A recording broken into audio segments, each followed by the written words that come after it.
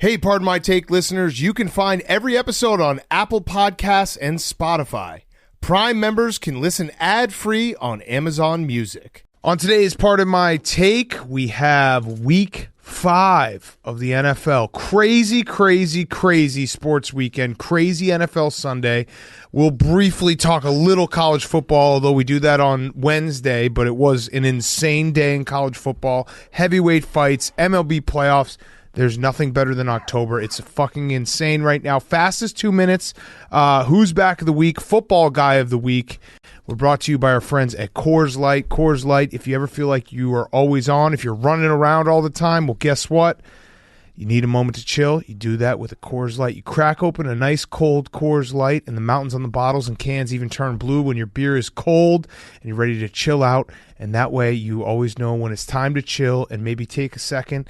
Enjoy your day, enjoy your evening, enjoy your weekend with a ice cold, refreshing Coors Light. Coors Light is cold lagered, cold filtered, and cold packaged. It's literally made to chill. It's as crisp and refreshing as the Colorado Rockies. Perfect for a moment to unwind. So when you crack open that Coors Light and you say, that feels good. It's life. Slow down for a minute with your Coors Light. Coors Light is the one I choose when I need to unwind. So when you want to hit that reset, reach for the beer that's made to chill. Get Coors Light in the new look, delivered straight to your door with Drizzly or Instacart by going to CoorsLight.com/take. Celebrate responsibly. Coors Brewing Company, Golden, Colorado. Coors Light, the greatest beer ever created. Thank you to Coors Light. Okay, let's go.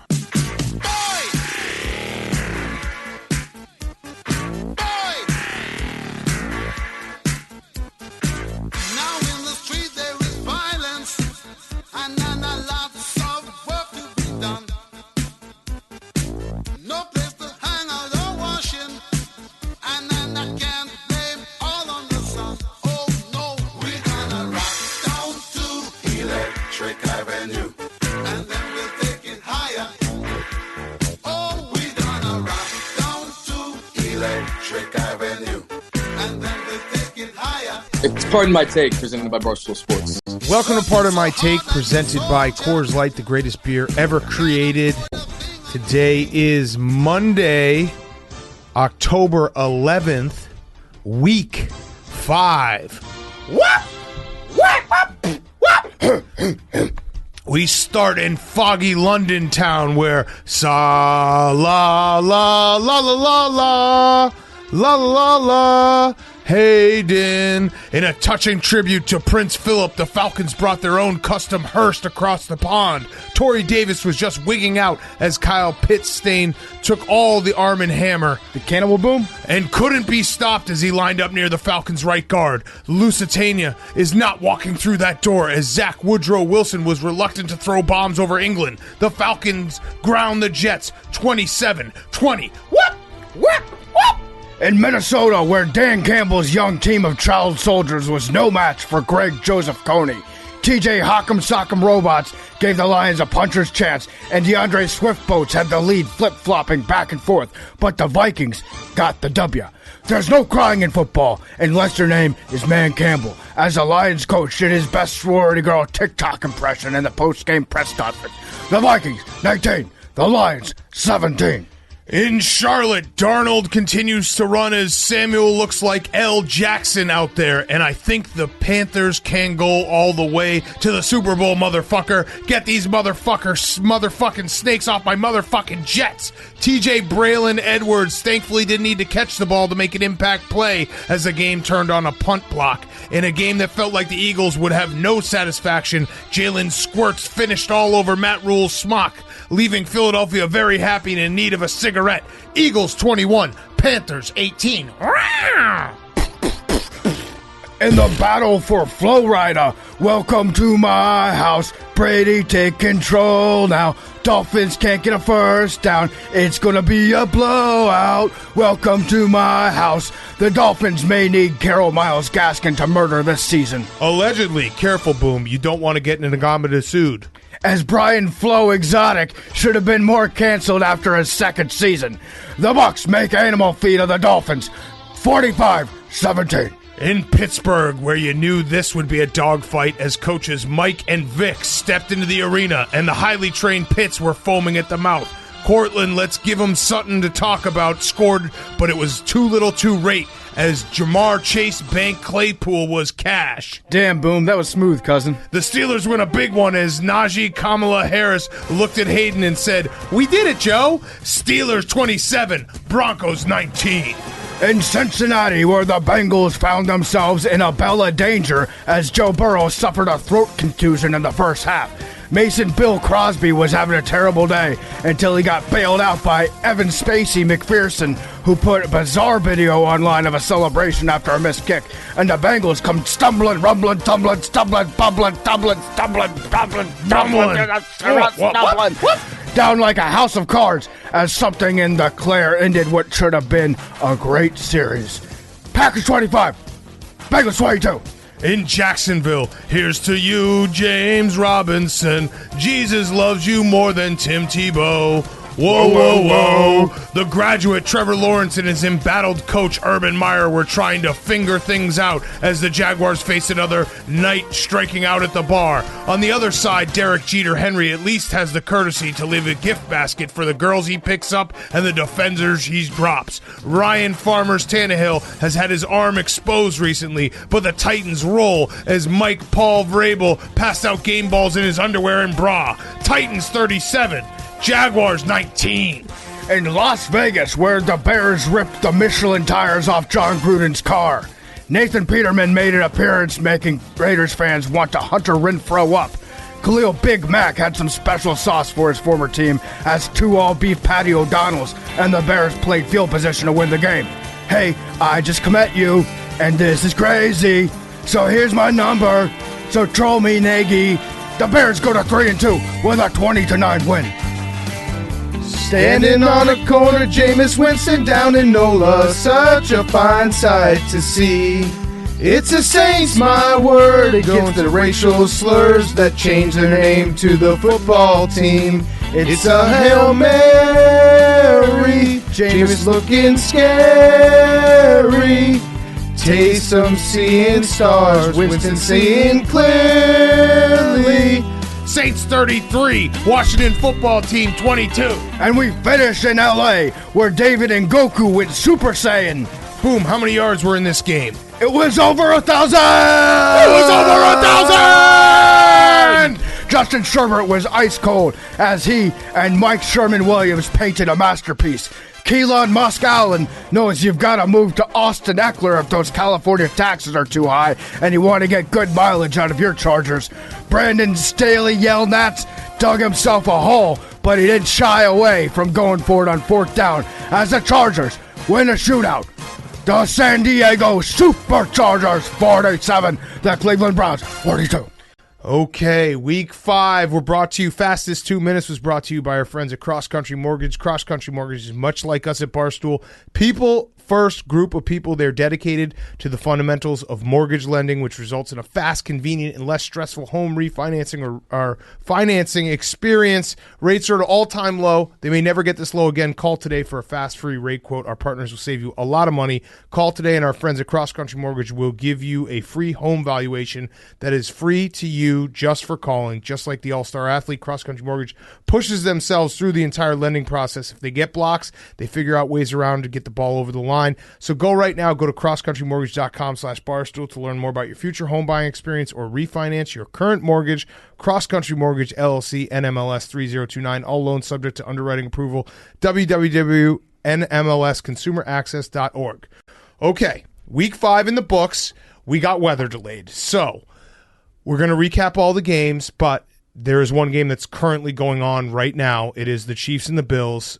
So we will probably recap it as it goes on live. Right now, the Bills look like a wagon. They look like they're dominating. Josh Allen playing the lights out. Awesome. So this is actually good because I would imagine there's a portion of America that when you see an hour-long weather delay and Tony Dungy and Mike Tirico and Mike Florio and Drew Brees have to basically figure out a way to be interesting for an hour and a half. Are you telling me you didn't like the peanut butter discussion? I loved the We peanut should butter probably discussion. settle the peanut butter debate. Billy just said fuck because that was his Who's Back of the Oh, Week. it was peanut butter and jelly? Well, you know that Billy's Who's Back of the Week is always what's the last thing that was said before we get in the studio. So peanut butter and jelly was that. I also appreciated Tony Dungy and Mike Tirico going to bat for John Gruden. That was a nice little touch. That was very cool. Yes. And it became one of those things where let's just see if we can hammer in a reference to the college that we went to during the debates. That's the thing. There are two things that announcers absolutely love to do when they're in desperate need of a joke. One is talk about their golf game or the other guy's golf game. Like, wow, that Chargers kicker, that extra point looked like your shot on 17 out there. Yep. There's that one, and then there's, hey, I'm going to hammer in a reference to the school I went to, and then you're going to laugh at it. And then for you're 5 going seconds. you're going to talk about some type of rivalry with another school, or like, oh yeah, Drew Brees, you went to Purdue, yeah, bet you had a hard time with Michigan, like one of those things. Yeah, so it was.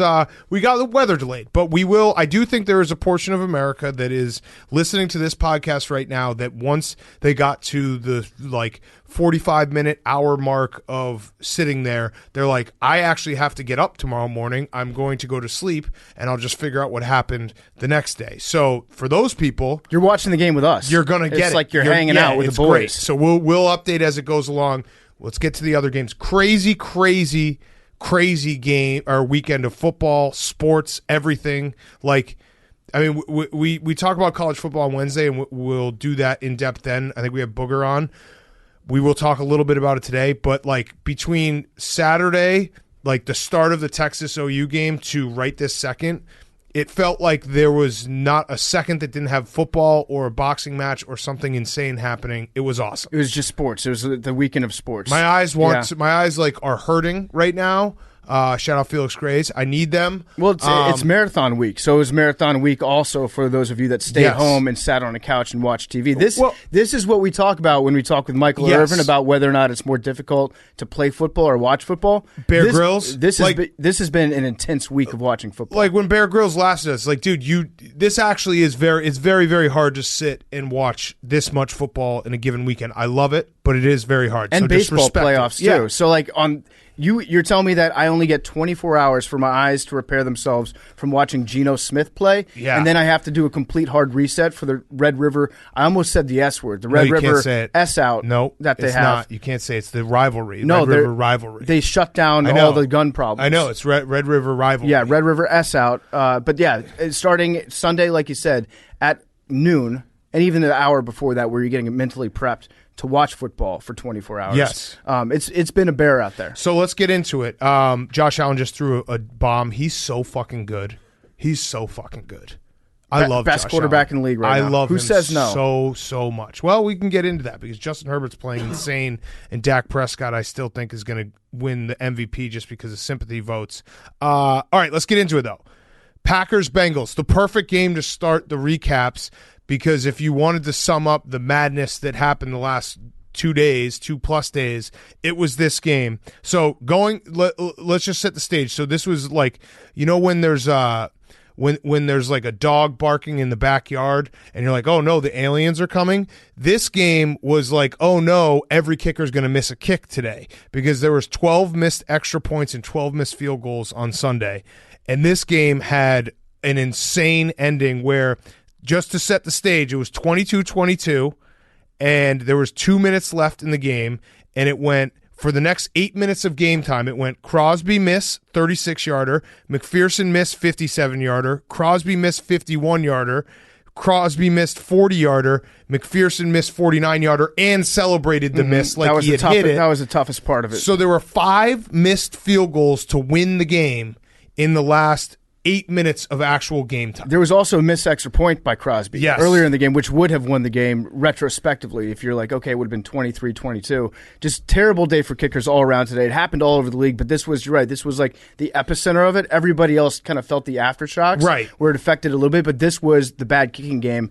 And all I can say is we need to move PATs back to where they used to be. Ooh, it's time. That. Like that. It's time to switch it back, because kickers were fucked up in the head. We're idiots. We're emotionally fragile. So when you take saying we here, yeah, we. Got so it. when you take when when you take something that we are very good at, that we should make every time, and then you bring it back to make it a 33-yarder, you're going to cause all sorts of mental dominoes to topple over in our head. Plus, and now I'm speaking as a fan, we as a fan, when we're watching games and there's a touchdown scored, that's our time to get up and go take a piss and then come back. We skip the extra points. Yes. What the NFL has done to fans is now you have to stick around for the extra points because it might be made, it might be missed. We don't know. And then that shortens our bathroom time. I miss coming back from the bathroom, and occasionally someone will be like, holy shit, they missed the extra point. I'll be like, what? No. I do think, as weird as this is going to sound, but, what are you guys laughing about? What's going on? You guys are giving each other eyes like the entire first 5 minutes of the show. What happened? What happened? Just a funny tweet from the Barstool Sports Advisors account. What is? Okay. It was the halftime delay, and they cut to the Jacksonville, Tennessee highlight, and then Quiggs just cut in the part of the finger. Tommy getting fingered. Okay. Got it. Okay, that makes Sorry, sense. that was right. No, that's okay. Yeah, I mean, it was. We were sitting here like, what's going on? Because it felt like we had killed Osama bin Laden again. Like it's something like news. Yeah. New news had broken in the room, and you couldn't figure out what was going on. It was going across the room in a wave right now. I felt like I was on Sunday Night Baseball. Yeah, but yeah. Wait, no. So what I was going to say was, it sounds crazy to say, but I really truly believe this. Much like sometimes women living together can get synced up, I do think kickers' misses sync up, and they just decide there's going to be one weekend a year. No, it's that time of the month. They all fucking miss together, and it was like everyone sucked together at the same exact time. Somebody look at what was going on in astrology this weekend. If there was something in retrograde, Mercury was probably in retrograde. That's true. That's what does it. It for always us. is. But yeah, move the extra points back. I promise you, I don't know anybody out there that really cares about extra points. No. And it fucks up every point spread was just haywire because every extra point was missed. So other parts of this game, Joe Burrow is like the toughest guy ever. He got Jim Sorgied. He got choked out. His what was it? A throat contusion is what he went to the hospital for after the game. But when he got hit the first time, when he got helicoptered, we were like, holy fuck! Like he's out for a long time. Jersey Jerry, blue collar guy, said that was an ACL. We're like, please don't say that. No. But it felt like that. Something bad had happened. And he came back like 2 plays later, threw that bomb to Jamar Chase. And he's just like Joe Burrow right now. The interceptions were bad, especially the one in overtime. It was very, very bad. But I think that if you're a Bengals fan and you're like, Joe Burrow is our franchise quarterback, the fact that he gets up and keeps fighting, and he's got like that moxie to him that okay, the interceptions will at some point figure themselves out and they won't happen as much, and he'll figure it out and he'll be like a true blue franchise quarterback. But I want him to be smarter with when he gets hit. Yes. He's got to, at some point he's got to learn that. He did go to the hospital or to the vet, whatever they're paying for in Cincinnati. I saw the TV cart that they wheeled out earlier this week when the OC was talking, but he got checked out. I think he's okay. I don't know what Bro Football Doc says about neck injuries. Billy, do you know? Throat injuries? Yeah, they suck. Throat injuries suck. Yeah, probably. That's great, Billy. Yeah, I like good. that. Really good. He didn't mean to do that. The best part is that Billy did not. No, not even close meant to do that. But if you're a Bengals fan, you're happy with Joe Burrow right now because what you have is the Bengals, they've proven that they can tie anybody in the league. Yes. They can't beat anybody in the league, but they're always in a tie vicinity. That's a marked improvement over where you've been in the past. This game really deserved a tie. It deserved a tie so badly. It was the most tie game of all time. The fact that it was 22-22, which is a weird score to begin with, 5 missed field goals in that 8-minute stretch. It was insanity. And I just want to say, Mason Crosby, whether you have a job or not tomorrow, think about dyeing your hair. Yeah, he should know. He should absolutely show up tomorrow looking like Creed. Your wallet just exploded. Hey, this is a chaos to start the show. But the problem is when Mason Crosby, when you miss like that and you then take off your helmet and you are a silver fox, it's just like, wow, he's pretty old. Adam Vinatieri had it going at the end where it's like, oh, it's a reminder that maybe you've lost a little bit. So just maybe do the Creed Bratton and totally dye your hair and just show up be like, what's up, later, skater? Yeah, like I'm good to go. I'm a young guy. The other note I had, Devontae Adams is so fucking good so he had over 200 yards receiving. Every time that Aaron Rodgers gets more than 3 seconds of freedom in the pocket, you just assume that it's going to be a bomb down the field to Devontae Adams, usually up the seam. It's such a bizarre feeling to be like, all right, Aaron Rodgers, he has his space and time. This is going to be a completed pass for 40 yards. Sometimes he gets bored with the opponent in the pocket. It looks like he's like playing with his food before he catches it like a cat. And he's just like taking his time. He's like, okay, now I guess I'll throw the touchdown pass that everybody thought that I was going to throw anyways, but I'm going to do it on my schedule, not yours. And the last one, the play that put them into field goal range at the end Randall Cobb. by Cobb, it looked like he was like fading away, looked almost like a throwaway pass. Yes. And all I could think was like, for an atheist, he seems to get a lot of help from God. It's crazy because those passes, that pass that he made, when you watch it happen, you're like, that's a terrible pass. It was off his back foot. It was over the middle of the field. He had some like a little loft on it, but it was perfectly timed. Mm-hmm. There was like 3 defenders around, and it went right to Randall Cobb. It's just insane. So I do not look forward to next weekend. We'll get to that when we talk Bears-Raiders. And then my last note from this game is I'm pretty sure that the Bengals, and this is just totally anecdotal, but whoa, who's Clyde Edwards-Helaire is getting carried off the field by Tyreek Hill. That was like Paul Pierce carried off.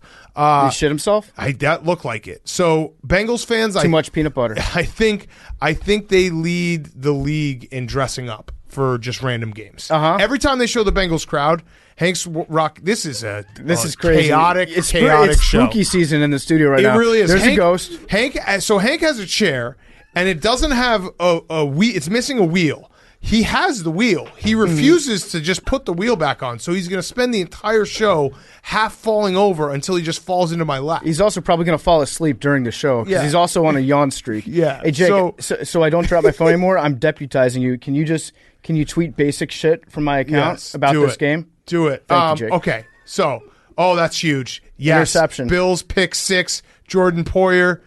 Shout out Rachel Bush. Rachel Bush. That's score 1 for her. That is a huge touchdown for the Bills. Wow. Jake, I need you to fire off something good right now. now. Bills are a wagon. Bills are an absolute wagon. You just heard that first here, live here. That was an insane tip pass. Bills up 30-13, extra point coming. Probably going to be a miss. You know what? I'm going to do NBC Nightly News the night of an election right now. Right now, I'm projecting that the Buffalo Bills have won Sunday Night Football. Yes, my model is showing that there's to 99.9% accuracy that the Bills have won. You're saying count every vote. Yes. You're asking. No, we've counted most of the votes. There's not a lot. Yeah, there's not a lot left. There might be some fraud. Some mail-ins. All right, next game. Yeah, Bengals fans, though. I just love them. They all dress up. Like, every time they show the stands, it's crazy. We also, just a little heads up, we're getting the perfect storm, Halloween on an NFL Sunday. I love that. So the amount of fans that are going to be dressed up, it's going to be awesome. I just hope that the Saints have a home game. I wish it was in England for that game. That would be nice if we gave them a treat like that. But I saw, so the fans in the stands and the players on the field, especially for the Bengals, dressing up in the new uniforms, look awesome. There's something new. I know they made like one minor tweak to the Bengals uniforms, but the ones they had today, they were neon black. It was it was such a black jersey. They have great. The Bengals have. We could do this maybe next summer, but ranking helmets, their helmet always is 1-1. It's top. I had a question about Hank's this. now on the side of the wheel. He will not put the wheel back on. He's resting it on the side. Hank, you were definitely the kid in your class that would like lean back in your chair, and your teacher would be like, "Please put your chair legs down on the ground, all 4." Yes. And then you just tip over and hit your head. You'd be like, "I'm fine," and then you would just crash in the middle of class. I was a big tipper. Yeah, big tipper. But the question I had about this game, coming down to the end, they sent Crosby out there, I think, on 3rd down to kick the field goal. Crazy. Which is nuts, considering he had missed 18 field goals in a row at that point in the game. But why do coaches do that? I know the reason why they do it, which is if it's a bad snap you can spike it. Yeah. And then you can get another shot. I can't remember the last time I saw a bad snap that got spiked, and then they go out there and kick another field goal afterwards. It's like, you know how in cartoons we grow up watching, like, anvils are always falling on people? Yeah. Like, if you grow up, like, taking every precaution that an anvil will fall on your head because you saw on TV one time, I don't think it actually makes sense to snap the ball on 3rd down most of the time that coaches do it. It's just... I don't remember the last time I saw a botched snap. Well, I think it's a combo. So it's something that everyone has been taught that, so we just all repeat it forever. But also, I just think you just want the game over. Like, at that point, you just want to get the game over. Yeah. Because you also have to run the risk. If you're going to run a 3rd down play, are you going to run? Like, if you run, is there going to be a fumble? You know what I mean? Yep. So you just like, let's just end this game right now. That was crazy, though. The Matt LaFleur trotted him out in 3rd down when it's like, try to get some more yards. You have Aaron Rodgers. It's not like you have no one behind the center. All right, so England. Speaking of England, let's go to Jets-Falcons. I have a question just off the top. Why do they play this game at 9:30 in the morning? I don't know. Because I was thinking about it, like it's a 5-hour difference from the East Coast. Time zones is the answer. But that they could play the game at the regular 1 o'clock window time. It would only be 6 o'clock in England. They always give a bye to the teams that are playing. It makes no sense. I think maybe you just want to throw the English people a bone and be like, you're going to be on TV by yourself. My guess is they would. There's something in the contract, a national. This, you know what it is? It's because the games usually suck. It's actually. I don't want to say it's too much football, but it does feel like they're asking a little too much of us when we're like prepping for the football day, and it's like, oh, by the way, there's a 9:30 game that you have to start watching right now. It's like we're in an abusive relationship with Roger Goodell. If he puts football on at 3 in the morning, I'm going to wake up. I'm going to set an alarm for 2:45. I'm going to watch it. So they're actually just flexing. I'm doing my part in the relationship, but I feel like I am being taken advantage of a little bit. Roger Goodell, essentially, when he puts the game on at 9:30 in the morning, for really no reason, because it's not like they're playing in Dubai, right? Like there's just wait, they will. Yeah, of course they will. But it's not like it's on the other side of the world. So they're essentially just Roger Goodell, every time he does that, is saying, I can get these guys to do whatever I want. And he can. It might be because they have to do like the whole field switch back. I know that they did the montage where it had like the turf come out. They raised some of the stands. It was like a big production, a sweet montage that they played in a time lapse. But it might be to get it back ready for Tottenham to play on it. Yep. Maybe they've got a rigorous practice schedule. I don't know. Yeah, I don't know. But Pulisic was there. Shout out Pulisic. He was at the game. I'm trying to think of a more depressing life than if you live in London and you're also a Jets fan. Yeah. It's got to be maybe if you're an Arsenal fan or and live in London. At this point. Yeah. Jaguars. Because there's some Jaguars because they're like, eventually they'll move the team. But it's more fun to dress up as a Jaguar than to dress up as a jet, as an airplane. Yeah, it's pretty bad. It is pretty bad. This game, though, so two things. Matt Ryan, we buried him probably a little early because he's actually been fantastic the last 3 weeks. So last 3 weeks, 868 yards, 8 touchdowns, 0 interceptions. I also think Calvin Ridley didn't make the trip. I think there was another wide receiver that was out. I think they figured out the perfect offense for Matt Ryan, who doesn't maybe have the arm strength anymore. It's just all tight end offense. So Kyle Pitts had an insane game, but they had 3 tight ends. The 3 tight ends combined had 16 catches for 189 yards and 2 touchdowns. Just put all tight ends on the field and Cordarrelle Patterson in the backfield, and Matt Ryan is going to flourish. Well, it's a lot harder to underthrow a tight end. That's what I'm saying. So it's just all underneath stuff. Kyle Pitts is the one that might be like slightly different from most other tight ends because he is fast as a lot of wide receivers. So he was underthrown, but Matty Ice, to his credit, has become the king of the perfect underthrow in these last 3 weeks. That's the difference. Like he's gotten just enough oomph on his balls to be able to underthrow them by a perfect 5 yards, have them come back to the ball, or get a pass interference penalty, which is the Joe Flacco special. Right. But Matty Ice has figured out a way to work with his arm that has definitely lost a little bit of zip. Shout out, by the way, to the announcers for this game who said, we were watching, bless you, Hank, we were watching tape, and I couldn't figure out who this number 8 guy was. He's like, well, that's the best tight end in the draft. Right. He was selected Kyle Pitts than probably any tight end ever that wasn't taken by the Lions, probably. He was incredible. Right. Cordarrelle Patterson made maybe the most heads-up play of the day. They called a run for him, which was stopped in the backfield, and he just threw the ball out of bounds. Dude, but then he got hit, but they didn't call roughing the passer on him. I was thinking about it. We need to have an award built basically around Cordarrelle Patterson, where it's like he's not the flashiest, he's not the best, he's not the comeback player. He's just like, this guy's awesome. We can think of a better like actual name for it, but it's pretty much like if you watch, you know this guy is awesome because he's one of those guys that like history will forget, but if you watched, he's a name you'll throw out there in 15 years and everyone at the bar will be like, oh fuck, I remember him. He was awesome. So we need some kind of an award that we can give out every year that's just like a random guy's name that's like everyone will be like, yeah, man, that guy fucking ruled. How many teams did he play for? 9? Yeah, didn't he play for like, and you just start throwing out teams and it's, I don't know, that they're like memory hole players that you just have forever. I think just due to the year. Due to the year. Due to the year. Due to the year works. The Cordarrelle Patterson Memorial Due to the Year Award. Billy's got a name for it. Billy. Did you write something down? I was just going to ask, can you tell the story of football without Cordarrelle Patterson? Probably not. No, I not this year. Can't. Not this year.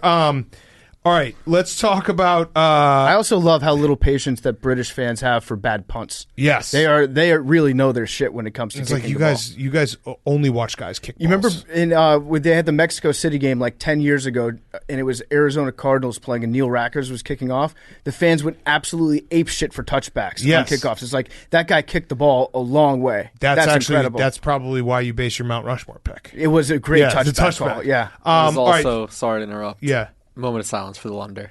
Oh, not for me. I had the over. So, I mean, I took it. I doubled it when you started saying Lunder. I was so disgusted. I was going to take the over, and Bubba remind me of the Lunder. No, and I was like, well, I can't take the over. It was just good vibes the whole game. And then I had the over, and then you said Lunder, and I was like double because I can't live in a world where this actually. Well, happens. I'm glad you won. And guess what? The Lunder's back next week. Okay, and we'll take the over again. Dolphins, Jags. All right, so one more thing about the Falcons. Arthur Smith. We asked him, we implored him to grow a beard.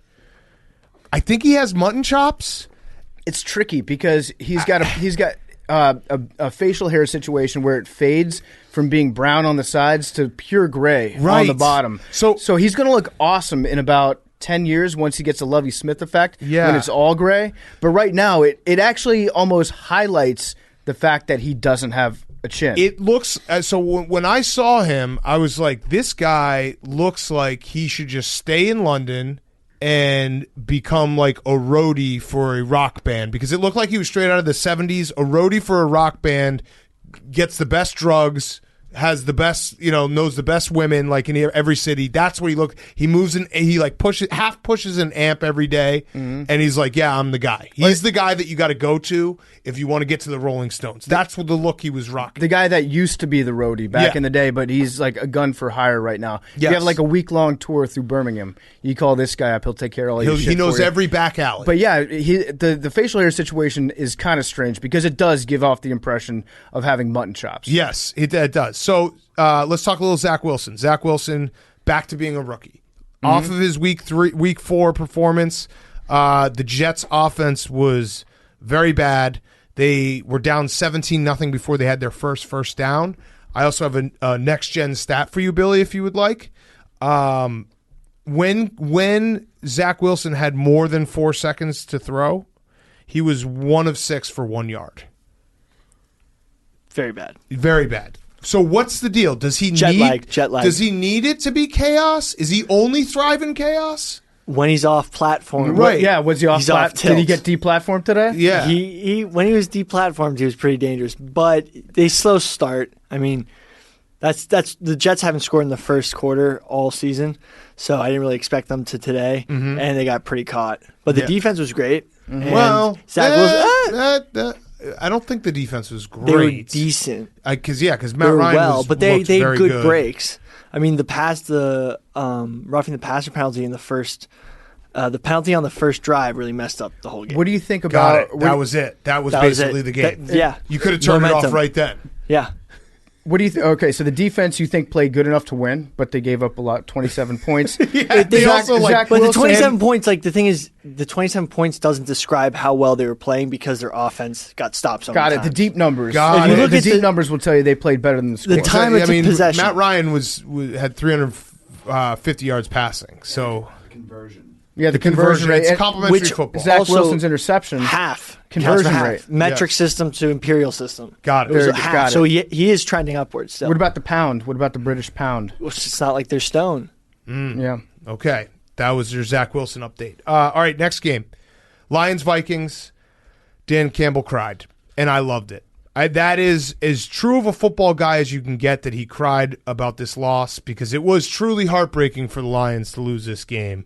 They get it fortunate if they finally get a bounce going their way. They get the fumble. They go up. Dan Campbell, like all credit in the world, you're 0-4, goes for 2, does the right thing, doesn't play for overtime, and then Kirk Cousins makes a few throws, which Kirk Cousins deserves credit for because there was only like 30 seconds left. And they win with the field goal, which the Vikings. The only way the Vikings can make a significant field goal is if it's against the Lions. I would say they had a couple things going from. One, it's against the Lions, and 2, they had already had their big Viking miss earlier in the game where the kicker missed a 49-yarder short.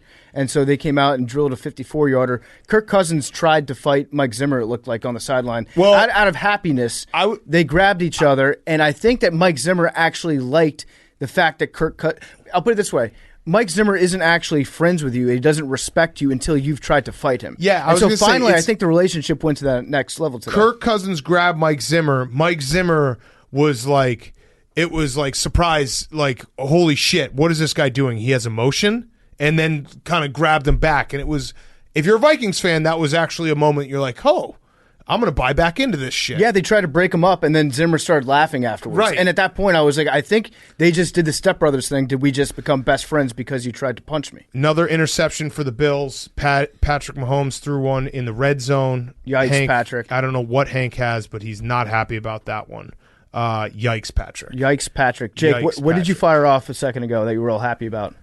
I'm about to fire off Patrick Mahomes' red zone interception things you didn't expect for $400, Alex. I like that. That's good. I like that. That's really good. Oh, that was actually a great play by Gregory Rousseau. Yeah, but yeah, as far as Dan Campbell crying after the game, I loved it. It made me want to cry seeing Dan Campbell cry. There are a few times when I think as men we should be allowed to express our emotions and cry. One is if you lose to the Vikings. Mm-hmm. 2, during the national anthem. 3, WrestleMania. 4, when Dan Campbell is also crying. Yes. At that point, all systems go. Just let the tears flow, baby. Throw in when a wrestler dies. That's always a sad day. Mm-hmm. That's really WrestleMania is not really a cry fest. It's more when a wrestler dies out of beauty. Yeah, right. For the spectacle. But when a wrestler dies, that's usually a very very sad day. But yeah, it was great. Like, we're gonna get to Urban Meyer. But the fact that Urban Meyer and Dan Campbell both have like 0-5 teams life is not fair, because Dan Campbell cares 10 billion times more than Urban Meyer at this point. Like, Dan Campbell is probably sobbing into his wife's throw pillows right now. Shout out Joey Molinaro. His wife. Yes, his wife. He's at home with his wife, with the team, with his wife and her throw pillows. Yep.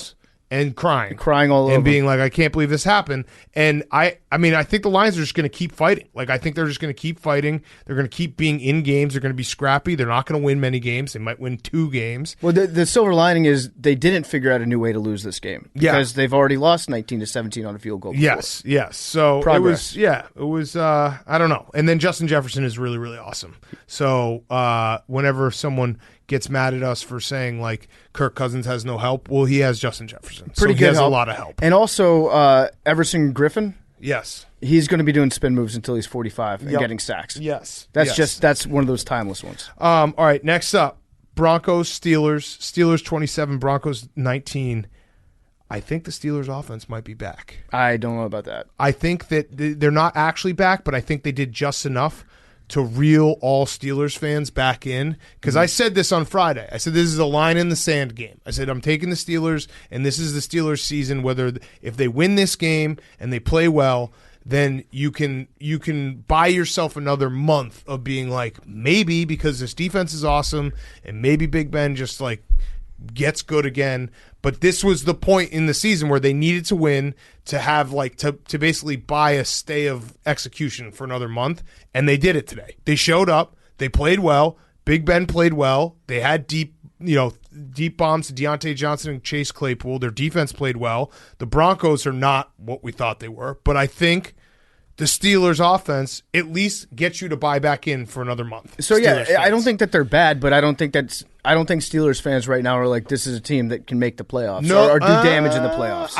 Not do damage. You know what? They can sneak into the playoffs. Correct. That's what today did. They could sneak into the playoffs. Right. And they proved that the Broncos, they can beat a decent team at home. They can beat bad teams on the road. They can't beat a decent team on the road that has an engaged fan base. And the Steelers fans, I think they took it as a challenge today. They said, you know what, we're going to play Renegade, and we're going to sing, and then TJ Watt is going to follow our lead and go out there and set the tone. But you're forgetting one thing, because the Steelers are set up perfectly to basically string their entire fan base along for an entire season, because they will do just enough in these type of games, and they beat the Buffalo Bills week 1. Yep. You can always go back to that data point and be like, that was that team.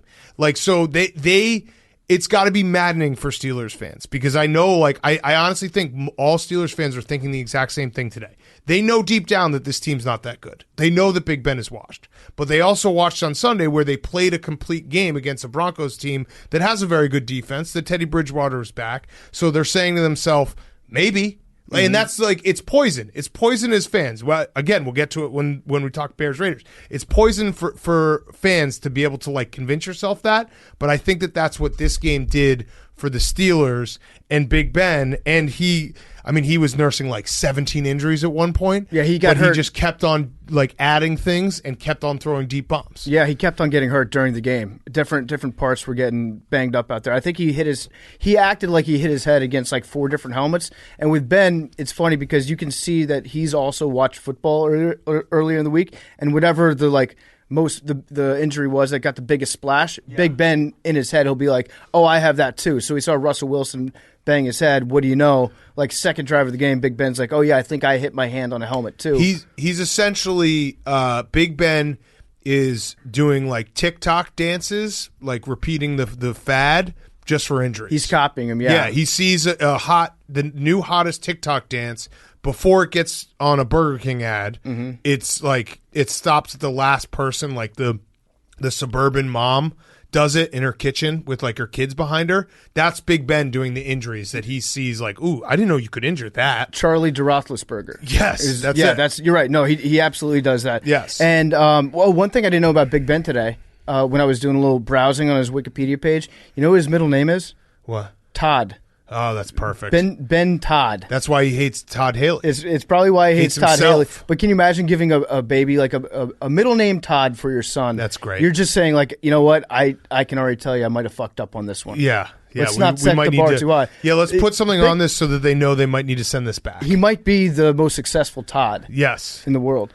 I want to give a shout out to Javonte Williams. It should be Javonte Williams Appreciation Day. Okay. You know, last time you did this, you did Joe Mixon. No, but I haven't done a big deep just want to remind background research. I haven't looked up his criminal record. But PFT is like Joe Javonte Mixon. Williams, I respect everything about him. No, I said between the lines with Joe Mixon.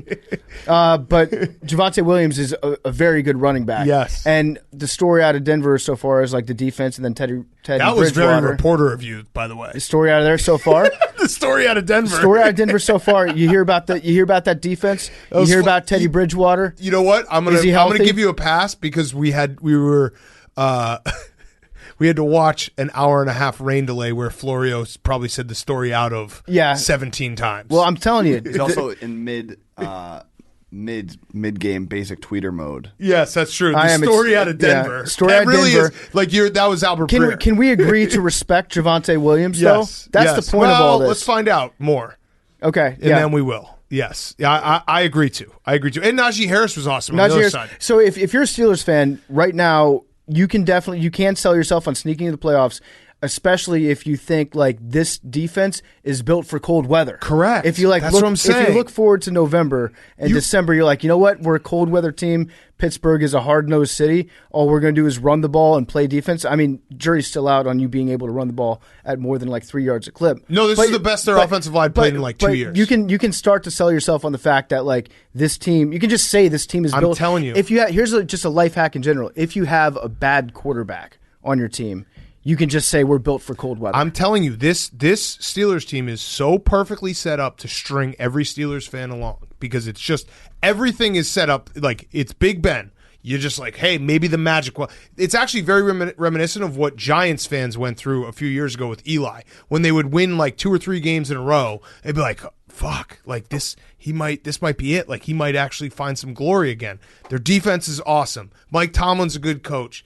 They have an awesome running back that if they can figure out a way to run the ball, it's all there. And they beat the Bills week 1, and it's obviously not going to actually pan out to anything of like value, but they are going to, if they win one of these games every 3 weeks, they'll be able to get to December being like, you never know. We could play Renegade. Let's fucking do it. I do think that they'll be in that graphic where they're in the hunt. Yeah. At the end of the year, and I know this because this is my life. They could possibly make that last seed, but what I described is my life. Mm-hmm. Like, so I know this very, very well of like selling yourself on a defensive football team and just enough to find a way. All right.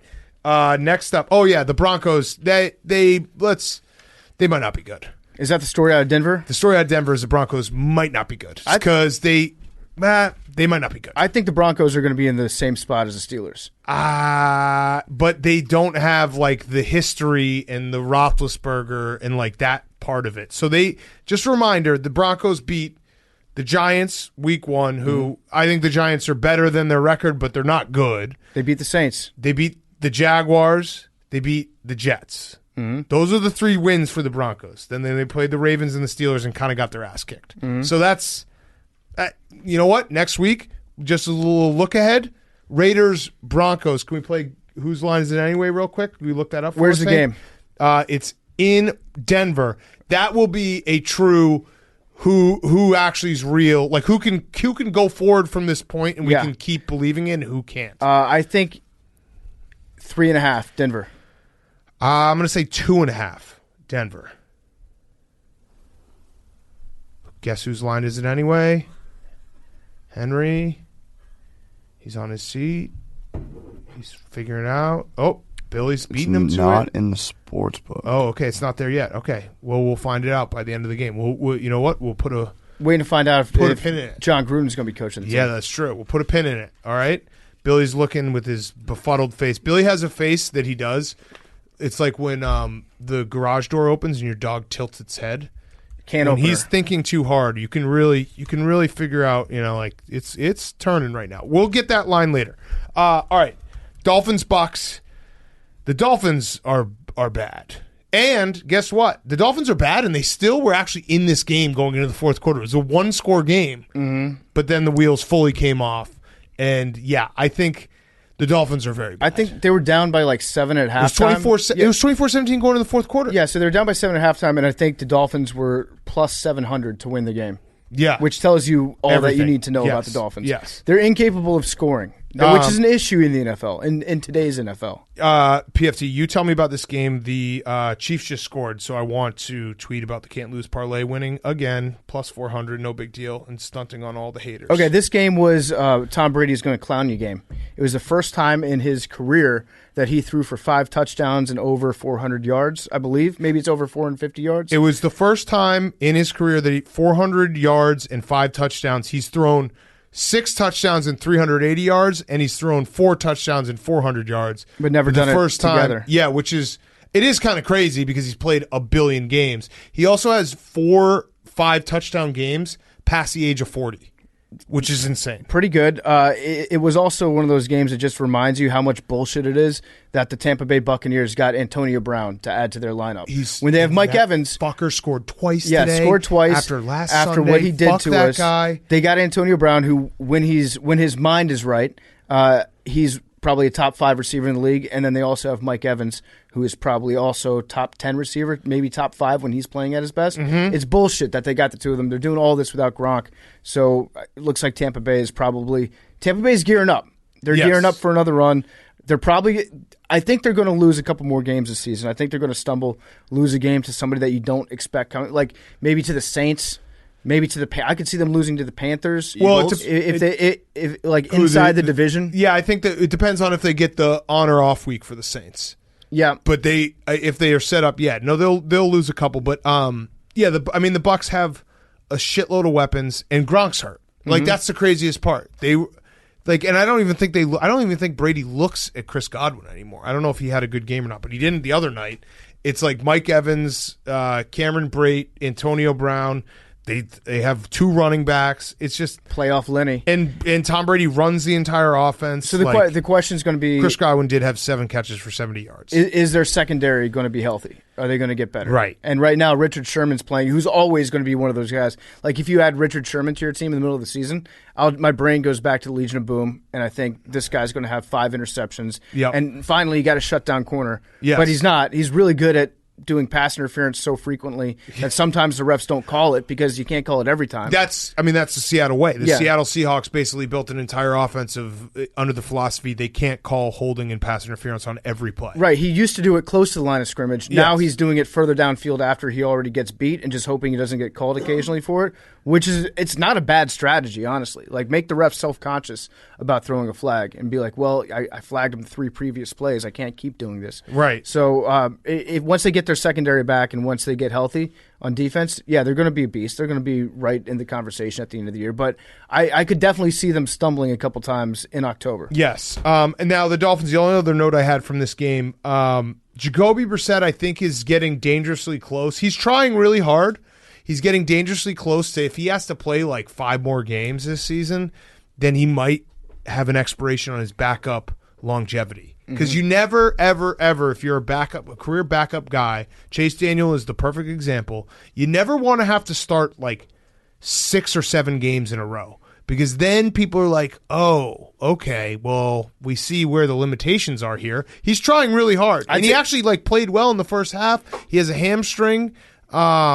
It's the Todd Collins effect. Yeah. Todd Collins can come in for 4 games and get you to the playoffs at the end of the season. He did that for the Redskins. I think he did that for the Bears too, right? He came in that game when Jay Cutler hurt his knee, yeah. Yeah, he can come in and look decent, but man, if you give if Todd Collins actually has to work, like go to practice and play football for several weeks in a row, it's going to be an issue for him. Yeah, he's really good at playing football for 1 week. Yeah, that's my Jacoby Brissett. Like, maybe this hamstring, Jacoby Brissett, maybe milk it a little bit. Maybe, take a page out of Big Ben's book and just be like, it really, really hurts. So, and then what's the guy's name? The guy behind him? Reed Sinnett. Sinnett. I didn't know who that was. I love when I ask like who's the backup that's going to come into the game, and then somebody tells me a name that I've never heard before, or maybe I heard like 5 years ago and completely forgot existed. Reed Sinnett was going to come in. Do we know anything at all about Reed Sinnett? Reed Sinnett. What a guy. Reed Sinnett. I think Reed Sinnett and 4 first-round picks San should Diego get you Deshaun Terrera. Watson. There we go. Shout out to San Diego. Not San Diego State. Correct. San Diego. They upset UConn in the 2008 NCAA tournament. Okay, I was about to say that's not a football upset. Yeah. But sorry, by the way, Bubba, for your squad. They lost the Cum Bowl. Oh, they won the Cum Bowl. Yeah. Oh, my bad. I didn't actually, like, I just saw it was 7-7, and that was the last time I had any update from that game. Everyone called it the Cum shout Bowl. out UMass won the Cum Bowl. Nobody recognized that they're called UMass, so it was really the Cum-Ass Bowl. Cum-Ass Bowl. Yes, that's true. All right, Saints, Washington football team.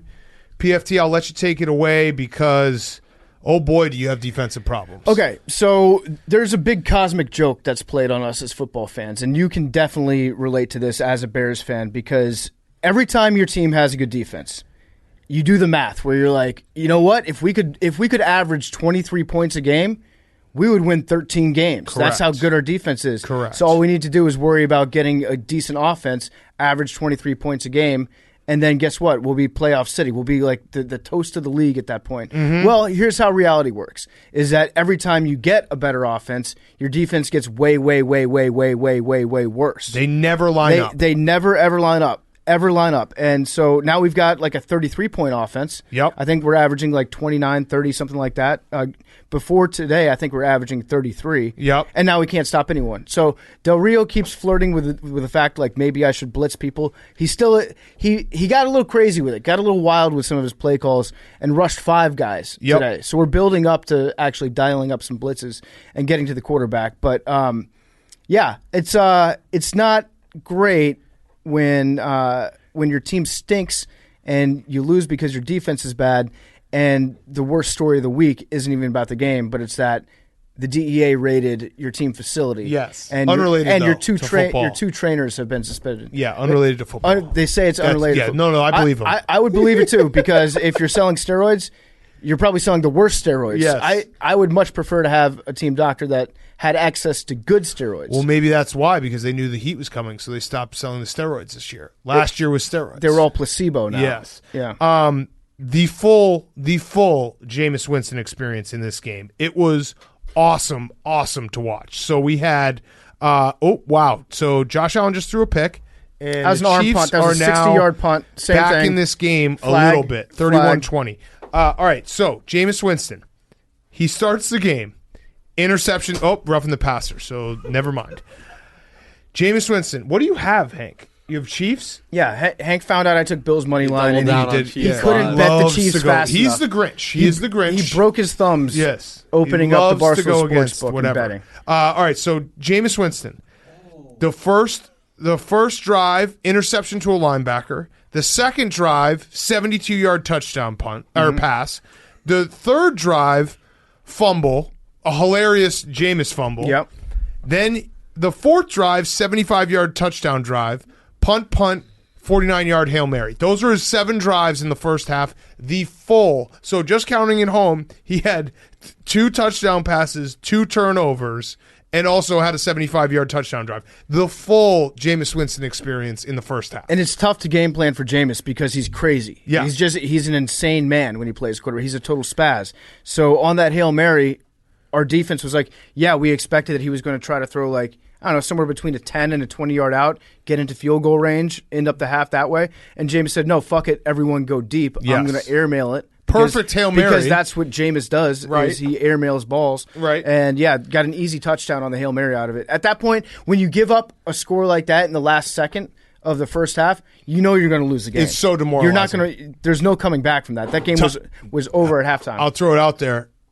This is going to be a deep cut for Bears fans. Tyler Palko. I'll just say that name. That happened against the Bears. Tyler Palko when he's quarterbacking for the Chiefs. It is the worst feeling because you're like, I thought you let down your guard when the team is in the middle of the field with 4 seconds left at the end of the first half. Yeah, that's another bathroom break that we were all robbed of. Yes. And I didn't think it was possible, but we concussed Taysom Hill.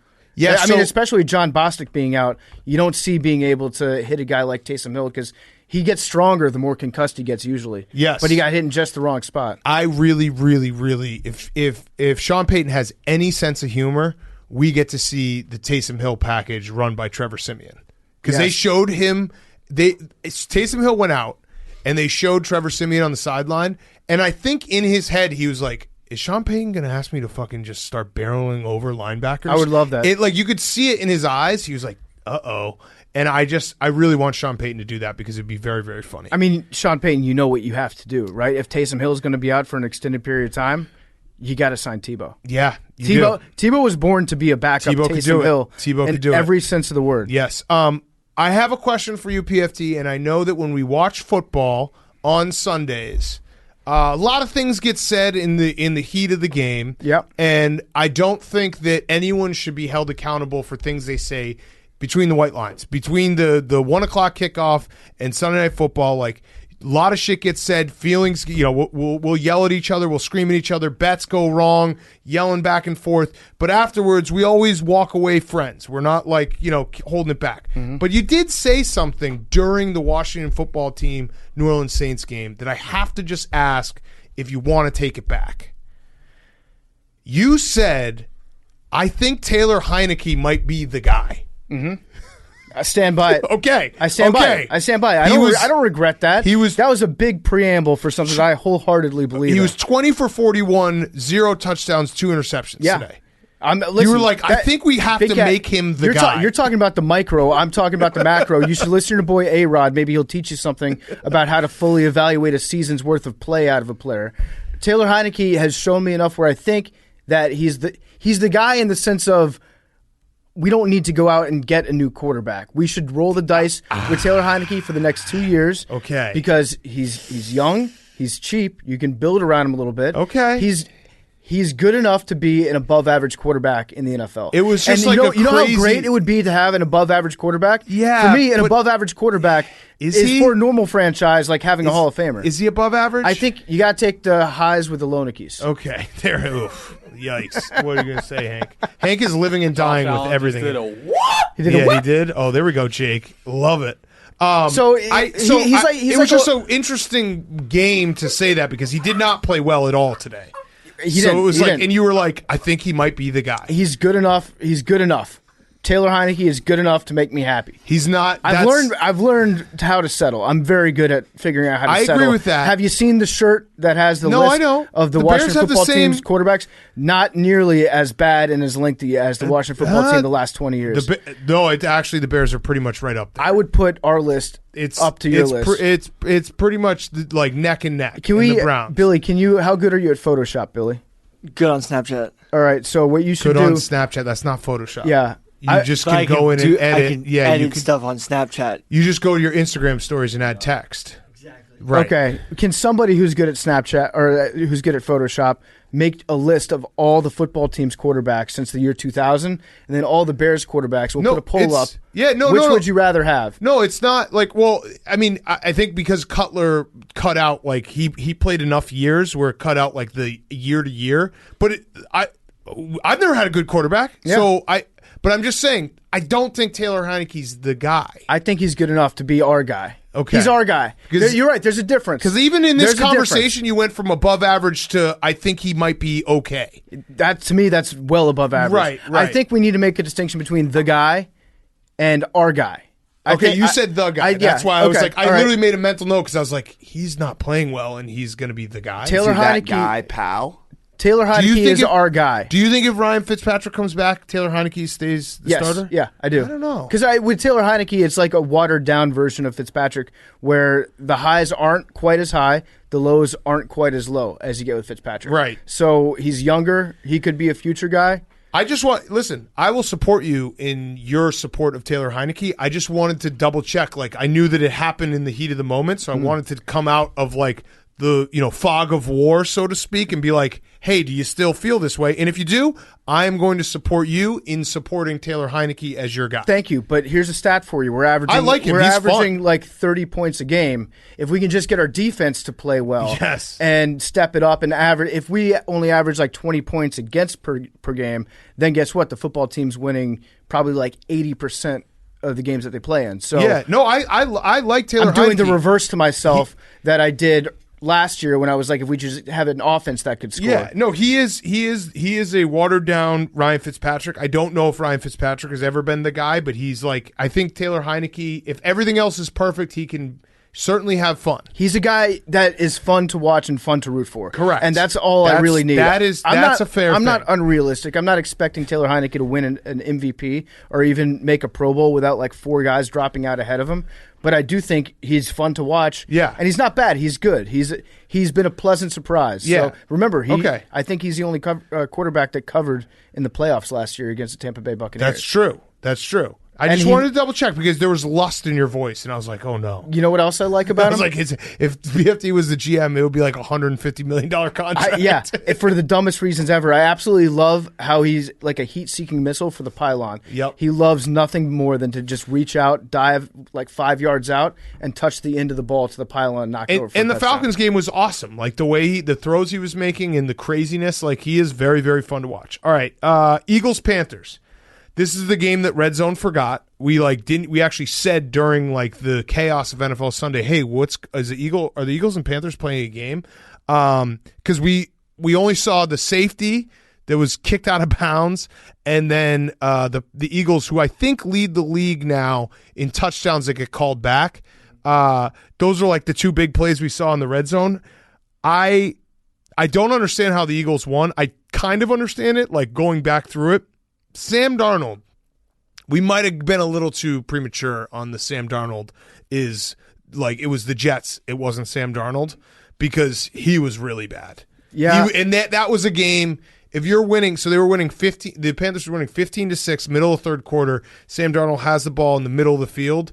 He then proceeds, there was a block punt, but 2 interceptions and a block punt, and the lead evaporates. And it's like, oh, yeah, I remember this Sam Darnold, the guy who has pretty much the same amount of interceptions as touchdowns in his entire career. Mm-hmm. Yeah, that wasn't what we saw the first few weeks. We all tried to tell us that it was different. I don't know if it's different. I wish I'd known going into this game that Darius Slade just had a kid. And this was a game off of a newborn. It's like golfers. Because, you knew he was going to go out there and have 2 interceptions. Yes. That is how the universe works. It was going to reward him for that. So, bad job, everybody not telling me. Please keep me posted if an impact player, especially on defense, has a kid, has a child within 3 days of Yes. Sunday, so that I can Yes. make sure to adjust my bet accordingly. But Sam Darnold was bad. Sam Darnold was not good, and both these teams. I had a teacher back in 8th grade one time that told me at the start of the semester that I just give off a C aura. There's like a C aura about me, and she was right. I ended up getting a C. But these two teams, they definitely. Yes. I've got a C aura. You guys are going to be. You're going to get somewhere between 6 and 9 wins. Yeah, and maybe. Yeah, I'm going to say like maybe 5 to 9 wins. I fell for it because I was like, oh, Sam Darnold, this might be something different. I think he probably is who he is, and that's not. There's some games that he will look great.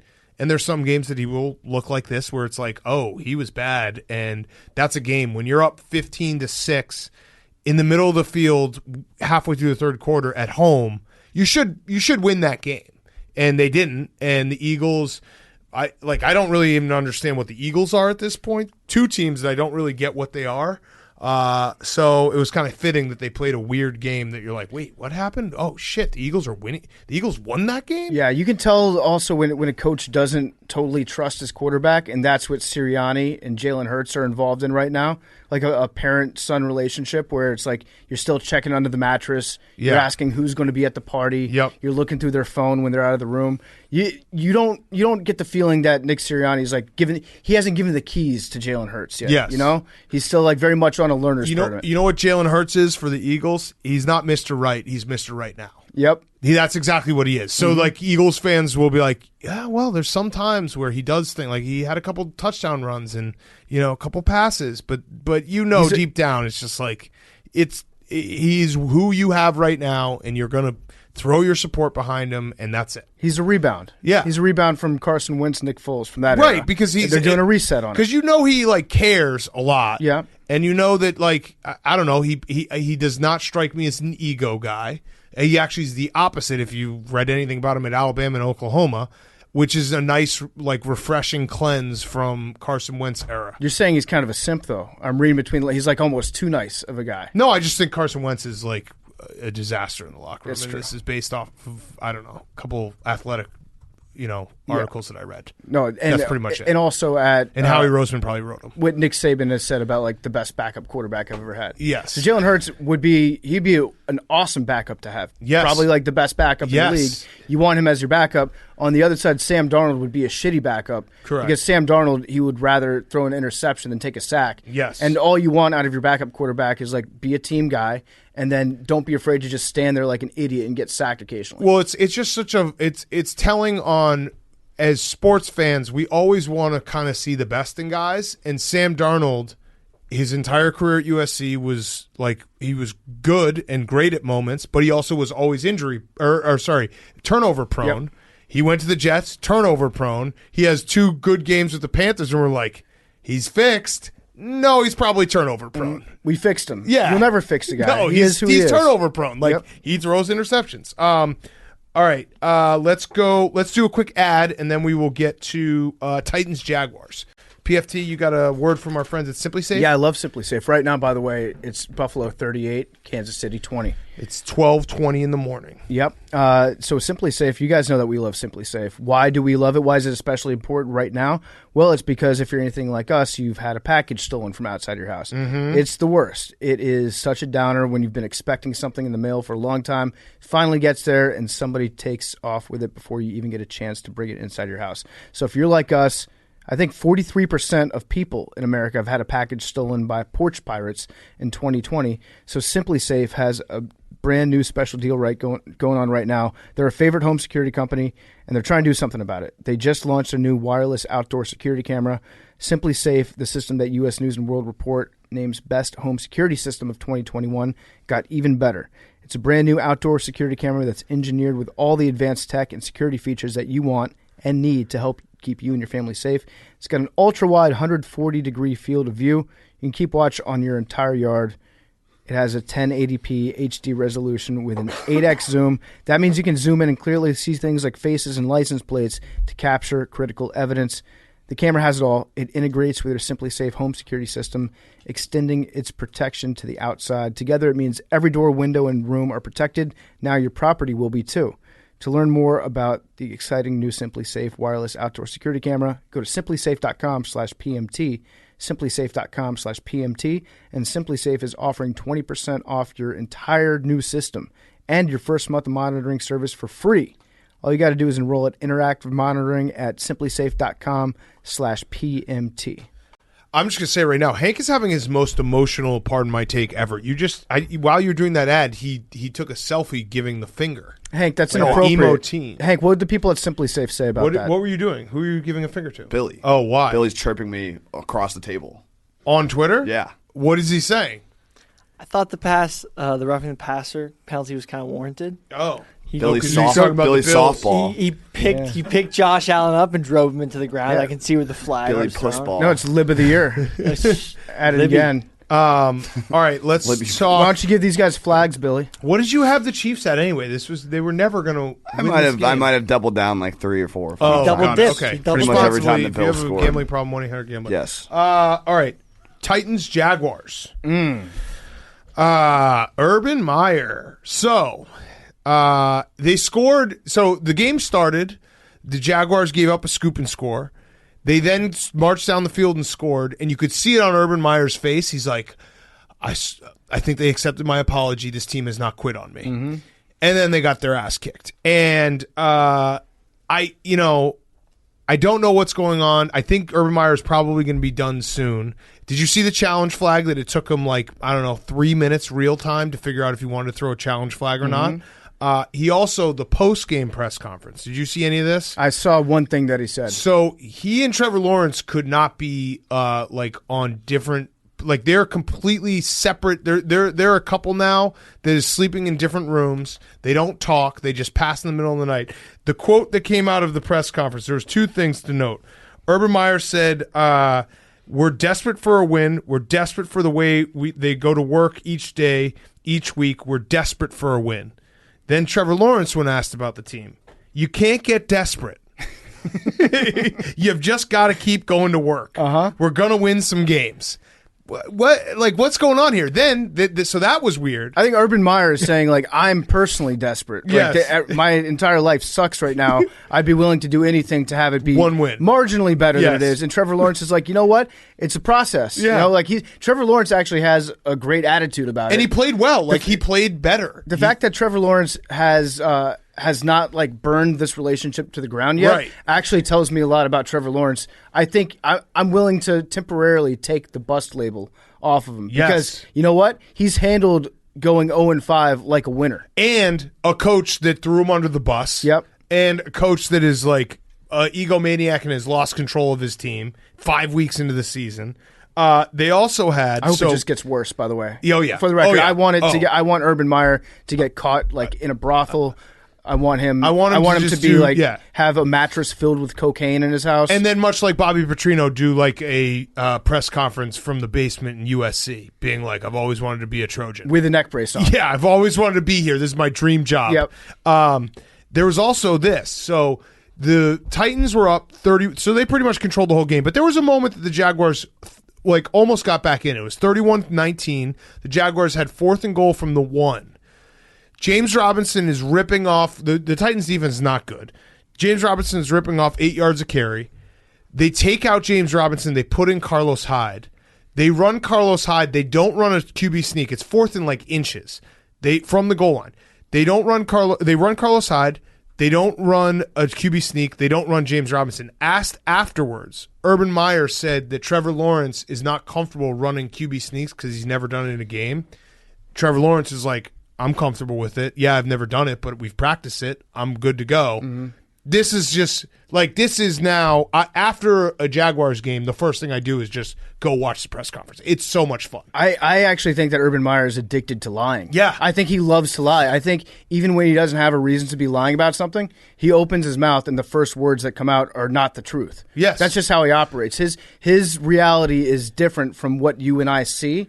And so he can't help himself at all. And when you have a bunch of guys around you that hear what you say to them every day in the locker room, and then you say something else to the media, turns out that they can listen to what the reporters are actually typing up after the post-game press conference and be like, dude, you don't have to lie to us about everything. What the hell is the matter with you? And it's bad if it's a lie. It's almost way worse if it's the truth. If you're basically saying we're in week 5 and I haven't done a good enough job to get my quarterback to a point where he's comfortable doing a QB sneak. Think about that statement. That's what Urban Meyer said. He's like, he's not comfortable yet.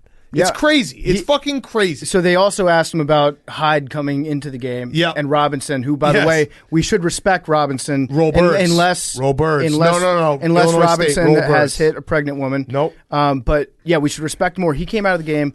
Carlos Hyde goes in. They asked him about that, and he said, I don't micromanage who is in the game. Urban Meyer would like everyone to know that he is definitely not a hands-on coach, despite recent video evidence to the contrary. Coach. He's a head coach. You should maybe think about micromanaging the game, just a little bit. Unbelievable. Maybe just on the goal line. Maybe just take over play calling inside the 1 yard line. Yes, that's fair. So, I mean, it's a complete dumpster fire. Again, like we said when we talk about the lines, it's not fair that Urban Meyer and Dan Campbell are both 0-5 because Dan Campbell cares so much more, and his players love him so much more. I do think the Jaguars are going to probably get their first win next week in London against the Dolphins because, like I said, Trevor Lawrence is actually, like, when you watch, his receivers are never open, and he's making rookie mistakes, but he's also making throws. You're like, yeah, that's going to be a really, really good quarterback. So it's starting to come along for him, but man, Urban Meyer. And then on the other side of the ball, like the Titans, they still are banged up at receiver. Derrick Henry just fucking punished them. It's like playing Alabama every week. Yeah, it's like playing Alabama every week. 130 yards, 3 touchdowns. He's having a ridiculous season already. And he's you know what he's on pace for? I did some math. Okay. I crunched the numbers a little bit. Let's hear it. He's on pace for over 2,100 yards. Love it. Which sounds really great and impressive, but we also have to think, like, 2,000 yards isn't the same as it was in the past. Yes. So Derrick Henry 2K is not – I don't think that's what we should be really, like, aiming for Derrick Henry. I feel like – what do you think is the new 2K? Because my number was 2,200. But then you have to also account for the fact that it's a different NFL and runners don't get that many carries. But I was thinking you get the extra 100 yards, which brings you to 2,100, and then through the accumulation of all the change over the course of the year, like if you have a 130 game and then a 170 game, boom, that's another 100 right there, easily. But I feel like 2,000 still is just significant. When was the last time there was a 2,000? Derrick Henry. Oh, Derrick Henry, right. Yeah. Right. And then before that, it was a long time, right? Good question. Was it It might CJ2K? Chris Johnson? Jamal Lewis had one, I remember.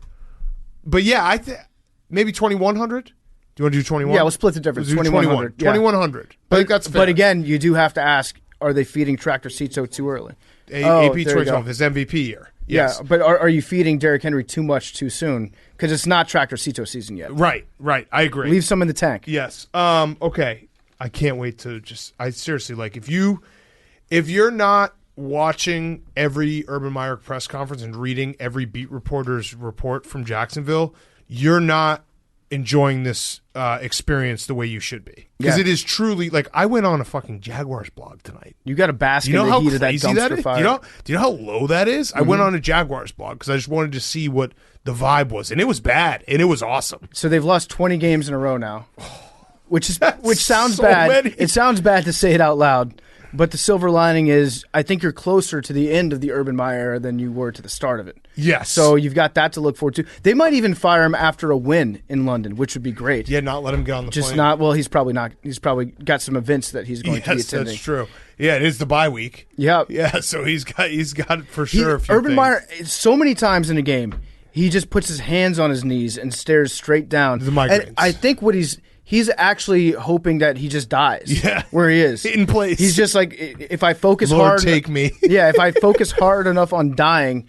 maybe I just won't open my eyes. He's the guy from I Think You Should Leave where he's like, I just don't want to be here anymore. Yes, in the suit. That's probably why he brought back Tebow, because he's like, if I'm going to die on the sideline, I want one of God's, custodians right by me. Wrong. That's why he cut Tebow, because he knew that if he dies, Tim Tebow will come over and save my life. Yeah, that's true. Okay, good point. All right, let's see if we can get Hank's attention after all this bad loss and everything with the Chiefs.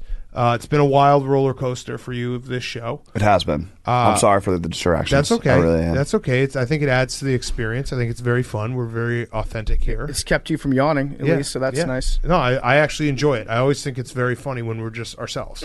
I'm loopy, yeah. I'm in a loopy mood. Yeah, you are. Hank had to take a nap during the NFL Sunday, and he came back, and he was like, he just refused to believe the updates that were happening from the Giants game. We were like, yes, Saquon got hurt 6 plays in, Daniel Jones got concussed, and he was like, there's Daniel Jones right now. It's like, that's Mike Glennon. It was actually almost like someone having a severe accident. We had to teach him how to speak again. We're like, that's Mike Glennon, and that's not Saquon Barkley. Like, the world has changed since you took a nap. He was great at the piano when he woke up, though. So that was nice. Yeah, he was speaking Spanish. All right, Patriots, Texans. Let's talk about it, Hank.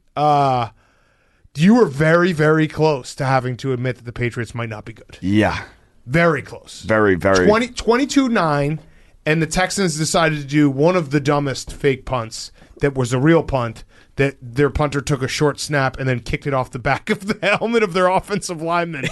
That was the game changer. It was awesome. It was ridiculous. It was a pure David Culley move because he saw the double punt that happened on Thursday. He's like, how can I one-up this? So this week's David Culley Memorial Award for Excellence in Punting goes once again to David Culley. Yeah, David Culley is the guy or girl in a toxic relationship. As soon as things start going well, he's like, I need to fuck this up.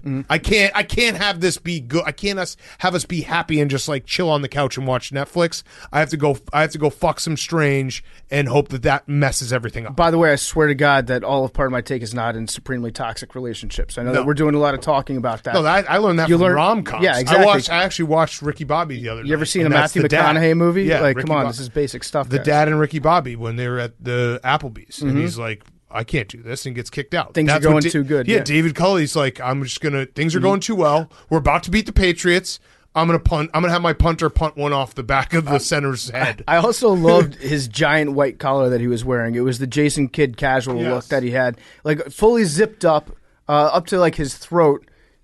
T-shirt windbreaker that he was wearing today. So David Culley when he was down 9-22, and after that happened, it actually felt like it was, or he was up 22-9, and he pulled off that fake punt. Yeah, and at that point, I was like, well, this game's over. The Patriots are going to win. Yes, it changed everything. So Hank, thoughts? First of all, you guys, obviously the Packers and Bengals, everyone talks about that being the game of kickers and missed kicks and stuff. There's 3 missed extra points in this in like the first 3 touchdowns. Yep. That was crazy. Bills beat the Texans 40-0. Patriots barely beat the Texans, so I think that says everything you need to know. Mac Jones, probably the greatest 6-yard thrower in the history of NFL football. It's my favorite. It's fun to go into the things where it's like when they had Brady, there's going to be dynamic offenses and all these different things drawn up and this and that. Patriots now, it's basically the 6-yard play over and over and over and over and over and over and over and over and over again. But they're 3-2. They could be 4-1. They're not 3-2. They're 2-3. 2-3. Yeah. They could be 4-1. It's Mac Jones stepping up in the pocket, which he does nicely, and then rifling the ball into some tight end's stomach 6 yards down the field, in the middle of the field. That's been every game. Every play. It's kind of fun to watch Belichick learn how to win ugly, though. Yeah. To know that he's going to be limited going into any game, given who his quarterback is, and still trying to figure out a way to work it out. Yeah. And I think he's doing the right thing with Mac Jones. He's like, so what Belichick's doing is what I think a lot more coaches should do with rookie quarterbacks, which is absolutely keep the handcuffs on them for as long as possible. Yeah. Don't give them the keys yet. Like make them develop a little bit. Don't get them gun shy. Don't let them learn any bad habits. Just be like, you know what, we're probably going to lose half the games that we play, but I'm looking long term, not short term on this. So yeah, Mac Jones, go out. And here's your new best friend. He's your tight end. Right. You guys live in a room together and don't let each other out of your sight. Pick a few spots every now and then where it's like, all right, yeah, throw it deep and try to make something happen. So the big news out of this game, though, is Mills Mafia might be back. First half. Mills Awesome Mafia half. might be back. So I have a stat for you. Bill Belichick. He's been coaching for a pretty long time, hasn't he? No. I don't know, like 50 years or whatever. But as a head coach, I don't know how many years He total. lost to the Dolphins, though. Yeah, 25 years maybe as a head coach. Bill Belichick has only let 2 rookie quarterbacks throw 3 touchdowns against his team.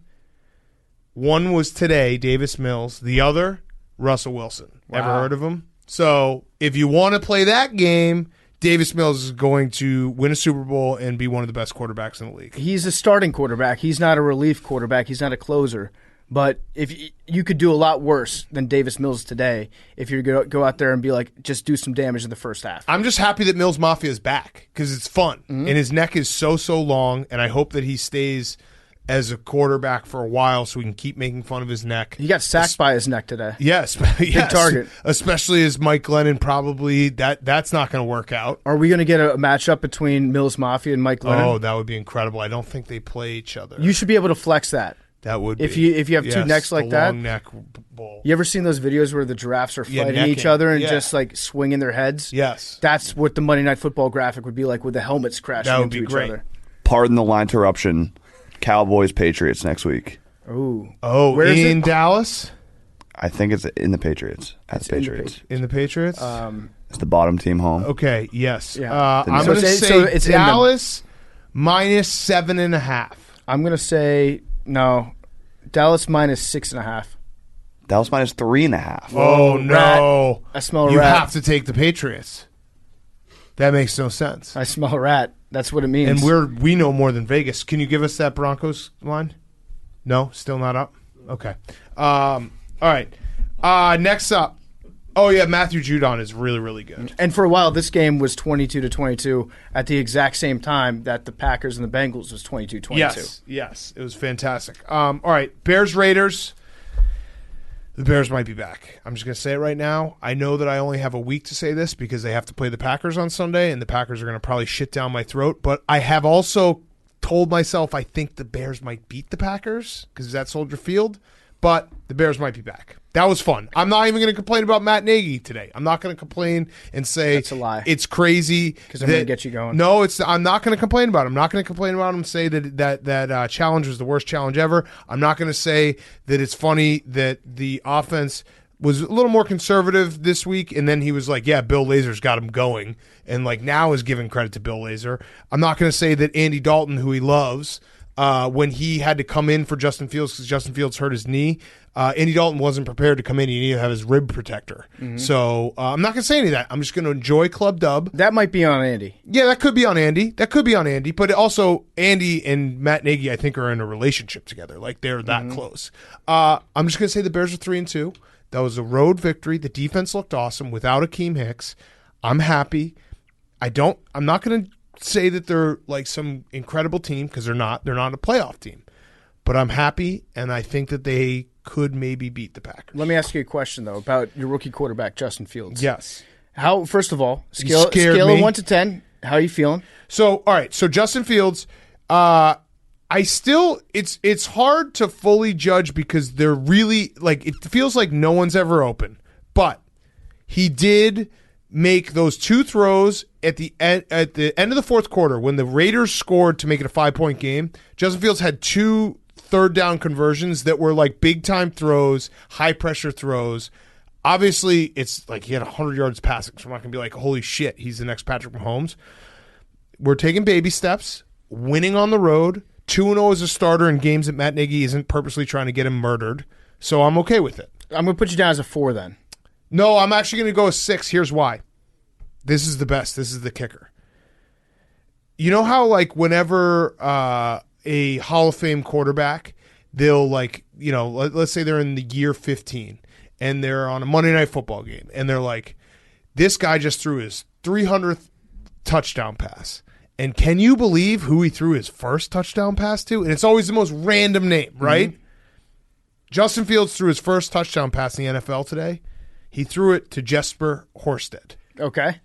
That's a From good one. Princeton. All right. That is a first touchdown pass Hall of Fame career guy where Justin Fields will be in the NFL for the next 15 years. He's probably going to win multiple Super Bowls, and they're going to be like, trivia question, who did he throw his first touchdown pass to? Jesper Horsted. So I like that. I like it a little bit better if it's like a veteran at the end of their career that's played that on a could bunch of work teams. too. If it was Jerry Rice on the Seahawks, Yeah, that but would Jesper be a really nice Horsted? one. That's Jesper Horsted that's is a a good. random- The Ivy League thing really puts it over the top. That's the icing on the cake. Yes. But yeah, Justin Fields, like, it seems to me that they're still running the Andy Dalton offense for Justin Fields. Well, and when he's running, it's because he's actually afraid of getting sacked, and not because it's a designed run. He got lit up a few times today. I'm going to give the Bears coaching staff some credit, which is a crazy thing to say.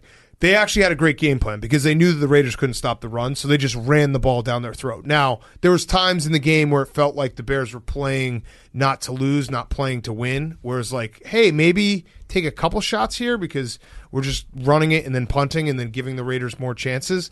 But they clearly knew, like, hey, the Raiders can't stop any of the run.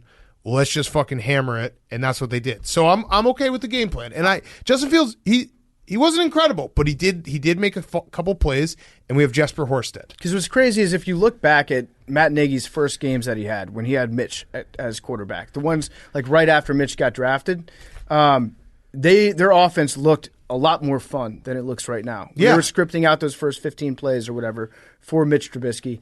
He was doing things like weird motions, little like dump passes, a lot of motion like behind the quarterback and fake handoffs and the wheel route behind it. He was doing fun stuff.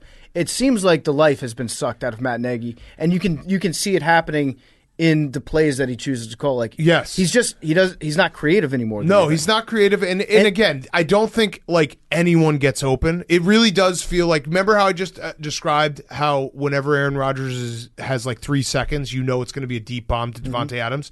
Whenever the Bears throw the ball out of the TV screen, so it's not like a screen or a dump down, so the TV camera has to move. I just know instinctively the guy is completely draped. Like, it just always feels like, I don't know what it is, but it feels like every guy on our team has no ability to get open. The challenge that he had today on the 4th and inches where there was 0%, there was negative 50% chance it was going to be overturned. And he chooses to challenge that. That, to me, is a fireable offense. It was when bad. literally everyone that's watching the game on TV can tell you that you're about to lose the challenge. Don't challenge. Why are you challenging? Matt Nagy, you idiot. Why doesn't every coach, do they not see what we see? Was he hoping that maybe if they showed a replay, it would be different on another angle that he hasn't seen yet, just because that's what he wanted the result to be? Or is he just an idiot? Here's my thing with that challenge is that people are like, well, the spot was bad. It doesn't matter if the spot is bad. There has never been a successful challenge on a 4th and inches quarterback dive. Like, there just isn't, because you can't see anything. You just can't. Like, the refs guess. They're like, all right, I think the ball got across the line. It looked like his body fell forward a little bit. They never will overturn that. They just won't. Until they put chips in the ball and like a laser line across the field, there's just no way to ever prove that. It was the dumbest challenge that I've ever seen maybe on the field. Yes, and we said it in the moment. So it's not even like looking back at it. Every coaching staff should just have a guy on staff who is really good at watching football on TV. Yes. Our eyes have been trained for this. We will do it. Yep. So John Gruden. Yeah. He had a week. Quite a week. I'm shocked, Big Cat. I'm shocked. John Gruden would use a racial epithet in an email to the Washington Redskins. Yes. That's It's crazy. It's disgusting. I'm shocked that he actually uses email. Yeah. If we're being honest here. That was probably his easiest way out. Would be like, dude, do I look like I own a computer? Yeah, like, did it come from Hotmail? No, that's not me. Not me. But one thing, and obviously the phrasing that he used, I think he said DeMaurice Smith. No, yeah, Dumb Oris. Smith has lips like the Michelin Man. Obviously like a racial connotation thing, which John Gruden will be the first to tell you, yeah, I shouldn't have said that, yada, yada, yada. He did like some apology where he's like, if it came from my email, then yeah, I guess I take accountability for it. Which is like, yes, it did. Yeah, it did. It did. But he's like, wait, are you saying this came from me? Well, I guess if you're saying that, then I will say sorry. But I don't know if that's actually my email. He was like, I'll allow that. Yeah, I'll accept the fact that it came from my email address. No one's talking about the fact that the Michelin Man doesn't have lips. Yeah. That's John Gruden's first offense should have been like, have you seen a picture of the Michelin Man? Yeah. Because he's got a mouth. There are no lips on the Michelin Man. Yeah. But I think John Gruden definitely thought the Michelin Man had lips when he sent that email. Wild story. And then the Raiders. Like I don't think John Gruden's gonna get fired for this. I think John Gruden's gonna get fired because I don't think the Raiders are gonna be good for they won the September Super Bowl. Was he have 7 years left on his contract? Yeah, we all talked about it. But this is now, and I think we brought this up last year, but John Gruden's head coaching record, after his Super Bowl win, which you could make the argument was with a lot of Tony Dungy's Dungy's team, has not been great. No. He has not wowed anyone. So it's kind of crazy. It kind of shows though. You win one Super Bowl, you're pretty much set for life. Yeah. Also, it's a big time butterfly effect. If Mo Lewis hadn't knocked Drew Bledsoe out, do the Raiders win that game in the Tuck Rule game? And then does John Gruden stay as coach of the Raiders? Do the Raiders maybe even win that Super Bowl? Yeah. Here's his records post Super Bowl. 7-9, 5-11, 11-5. So that was a good year. 4-12, 9-7, 9-7, 4-12, 7-9, 8-8. So it's as average as you can get with two really bad seasons and one good season. Mm-hmm. He's a 500 coach. I don't think they're going to fire him for his record. I don't think that's going to happen because he does have either 6 or 7 years that's the problem. left on his contract. Which, by the way, shout out to John Gruden's agent. Good job. Yeah. I don't know who you are, who represents him, but 10 years, is it 10 years, $100 million? $100 million? All in escrow. God damn. That's amazing. That's wizardry. The Derek Carr actually mentioned after the game that the Bears were calling out some of their plays. Not great if you're a head coach and you hear that. That's Khalil Mack probably knows. Yeah, I mean, it's been a while since he's been on that team. This was his first true revenge game, though, because the other one was in London, so he wasn't able to take full advantage. And the Bears lost that one, so it didn't count. All right, so let's move on. The game of the game of the day, Browns Chargers. What a fucking game! Incredible game. 1,000 yards of offense, 89 points. There were 6 touchdowns scored in the fourth quarter, including the Chargers carrying the Browns the Browns carrying the Chargers into the end zone, trying to get the ball back. Also, if you're a Browns fan, so let's do good news, bad news for Browns fans, then we'll talk about the Chargers. Good news is you've gone toe to toe with the Chiefs and the Chargers. You've played very, very tough games against both of them. Also, good news, your offense looks awesome. Right? Your running game, you chunted them to death. And Baker had a very good bounce back game. Bad news is it does still feel sometimes like the Browns in the fact that teams that have scored 40 points with 0 turnovers in the history of the NFL up until today were 463-0. That's very Browns to be the one. Figuring out a way to lose to be that the one. Yeah.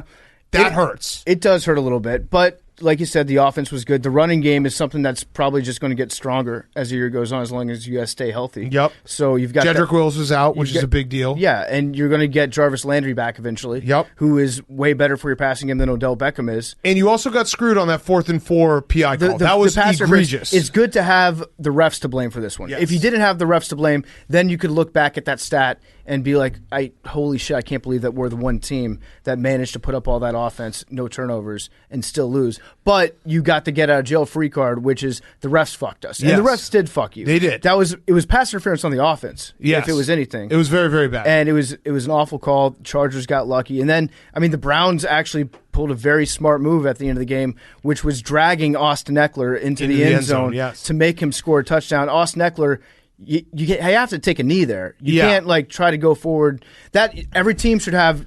Trent Richardson should extend his career by being the guy that gets in at the end of the game at the goal line if you don't want to score a touchdown. Yes. Get back in the Hall of Fame discussion, Trent. But it was a dumb play by Eckler because he was probably, if you're going to score, he would have tried to score on the first one where he took a knee at the 1.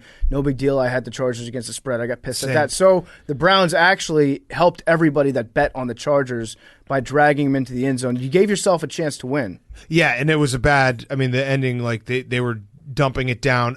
The only thing that I would be nervous about with the Browns, the defense got gashed, but there was also some weird injuries, like guys getting. It was one of those games that it was kind of like a Big 12 game where not only were points going back and forth, not only were yards going back and forth, but every 3 minutes some guy got hurt. Mm-hmm. And The only thing that would make me nervous is I do think the Browns, outside of the PI call, which was completely egregious, and like if you're a Browns fan, you have every right to be upset about that. The Browns still should have won this game because they were gashing the Chargers all day, and then they get the ball with a 1-point lead and 3 minutes left, and they kind of, like, Stefanski kind of turtled a little. He went conservative and, like, didn't. Like, you should have just kept on fucking doing what you're doing, running your offense. You probably would have had another touchdown. I don't know. It just felt like that was, like, I think Stefanski's a really good coach. I thought he got conservative in that moment when Staley, on the other side, like, he never takes his foot off the gas. It's awesome to watch. He knows fourth down doesn't matter. Like, Justin Herbert will pick it up. Like, third and long, whole playbook. Like,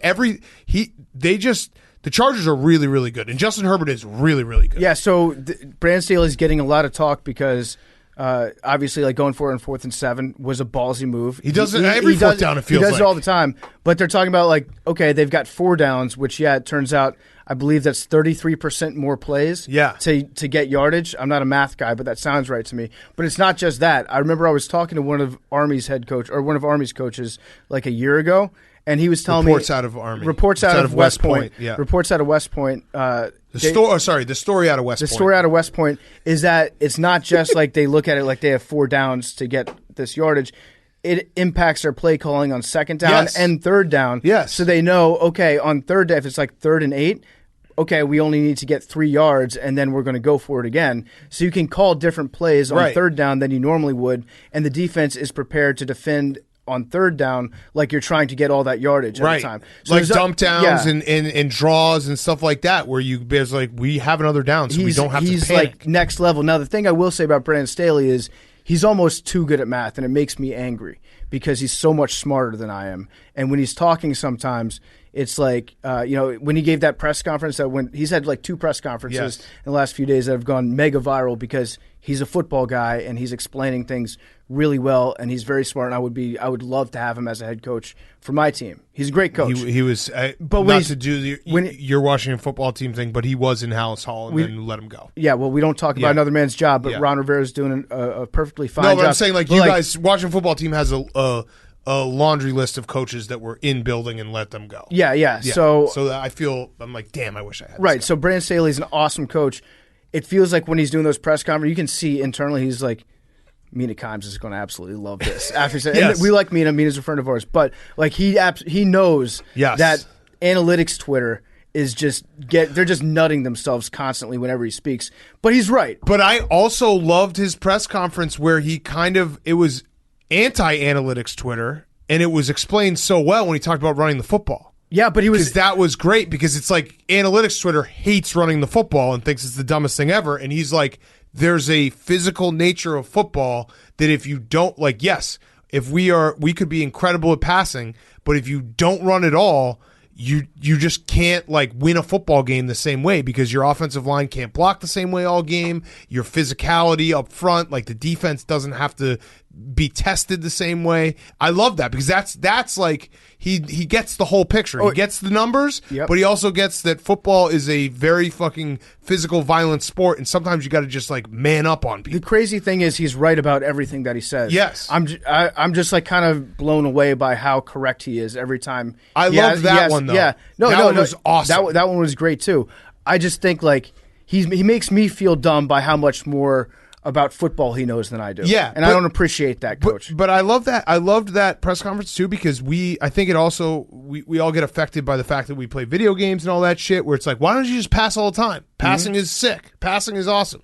It's like, no. I remember our friend Sam Schwartzstein also talking to Kyle Long, like, if you don't call run plays, the offensive line is in trouble because they need to be able to go forward sometimes. Right. Like, that's football. Yep. And that part, like, gets lost sometimes on Twitter. So, Brandon Staley, casual, competitive.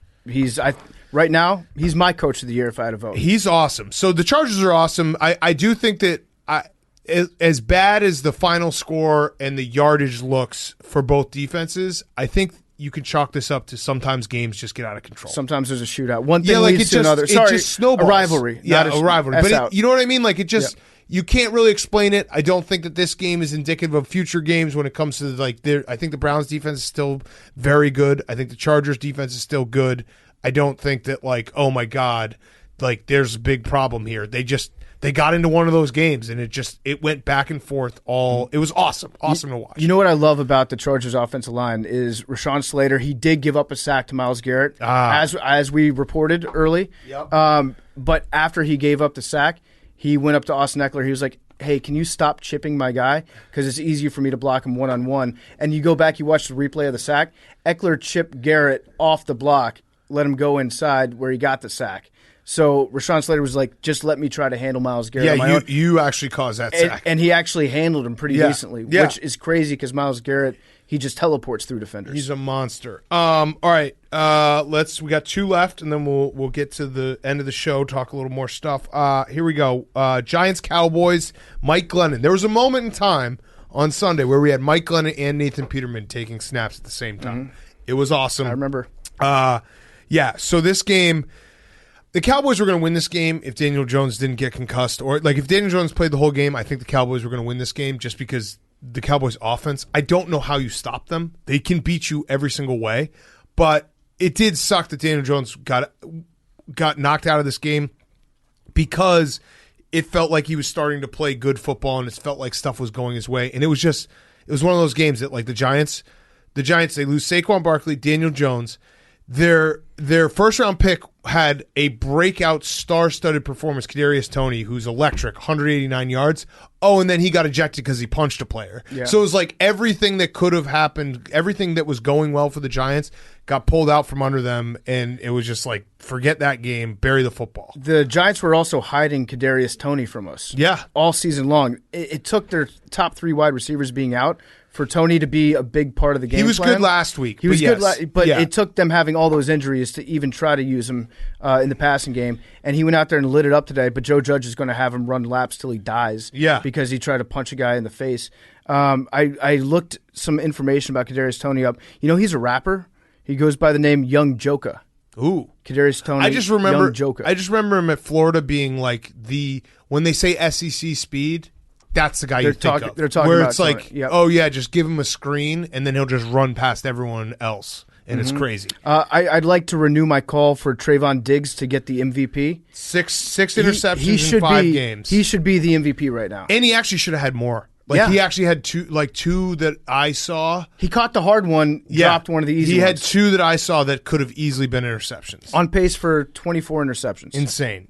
And I really do think the Cowboys are very, very good. I do not know how you stop their offense because they really, it feels like they can do even running the football. They do it 2 different ways with Tony Pollard and Ezekiel Elliott. Mm-hmm. Like they have, you can't defend them because if you stack the box, Dak will just tear you up. And if you try to defend CeeDee Lamb and Amari Cooper and their tight end's fucking good, they're just gonna. And I think Michael Gallup's hurt right now, so when he comes back, Dak will just they'll run the ball, and then Dak can also make plays with his feet. So I don't know how you stop their offense. And Kellen Moore's awesome at playing. Then Jerry Jones will open up the window, shine the sun directly into your eyes, and blind you in that stadium. He has a door that he can press that opens up the window, and he can go right into the offense. It's illegal. It's the sun is illegal. It's like he's trying to fry ants with a magnifying glass, except it's the New York Giants. They showed poor Mike Glennon, trying to drive the Giants down, and they showed him taking the snap, and the sun was like literally in his eyeballs. Mm-hmm. And it's illegal. It should be illegal. They shouldn't be able to use the sun that way. I agree. We should do our BCS rankings because the Cowboys. No, we do those Friday. We do those on Fridays? Friday. Okay. Well, we just did it on Friday, so let's wait. The Cowboys, they shot up my poll. Yeah, so let's do it Friday. My internal poll. They were my number 2 team, but let's do it Friday. Reports out of my apartment indicate the Cowboys are very highly thought of. Yes. I had one other thing. Fuck, what was it? Oh, I think the Cowboys are set up now with so many offensive weapons, and their defense is playing really well with Dan Quinn that not even Mike McCarthy can fuck this up. So that's the one when you say, like, I don't know how the offense slows down. It's Mike McCarthy. Slows it down. But I think there's enough around Mike McCarthy at this point that he will try. He will try to fuck this up. Well, but I don't think he can. Are we not giving enough credit to offensive consultant Ben McAdoo? Yes. Because there's a double revenge game today. Ben McAdoo and Jason Garrett. Yep. Going at each other. 2 bright offensive young minds. Yes, I'm sure Jerry Jones actually looked at Jason Garrett and was like, I kind of want you back. Yeah, you still got that clap, huh? Saquon got Zaza cheap shotted by his own teammate. Yep. rolled his ankle. Saquon's he's just injury like the luck. That was a basketball injury. That was a rebound basketball injury in a football game. His ankle looked like a snake swallowing a softball. It looked like Mike Posner trying to walk across the country. Yeah, like he actually did get bit by a snake. He is snake bit. Yes, it was bad. Anytime you have to cart somebody off the field for an ankle sprain, it's tough, which is worse than a break. It is actually worse than a break. All right, last game, Cardinals-Niners. We can do this one quick. It was kind of a boring game. Mm-hmm. Niners defense played well. Kyler, I think, might be banged up, which is that's basically what did him in last year. He was holding his shoulder. He's getting his bicep massaged for him. Yeah, I also Trey Lance up and down. Like, it was clear that they had a good game plan for him. They didn't have Kittle. The Niners played as well as they could have given the circumstances.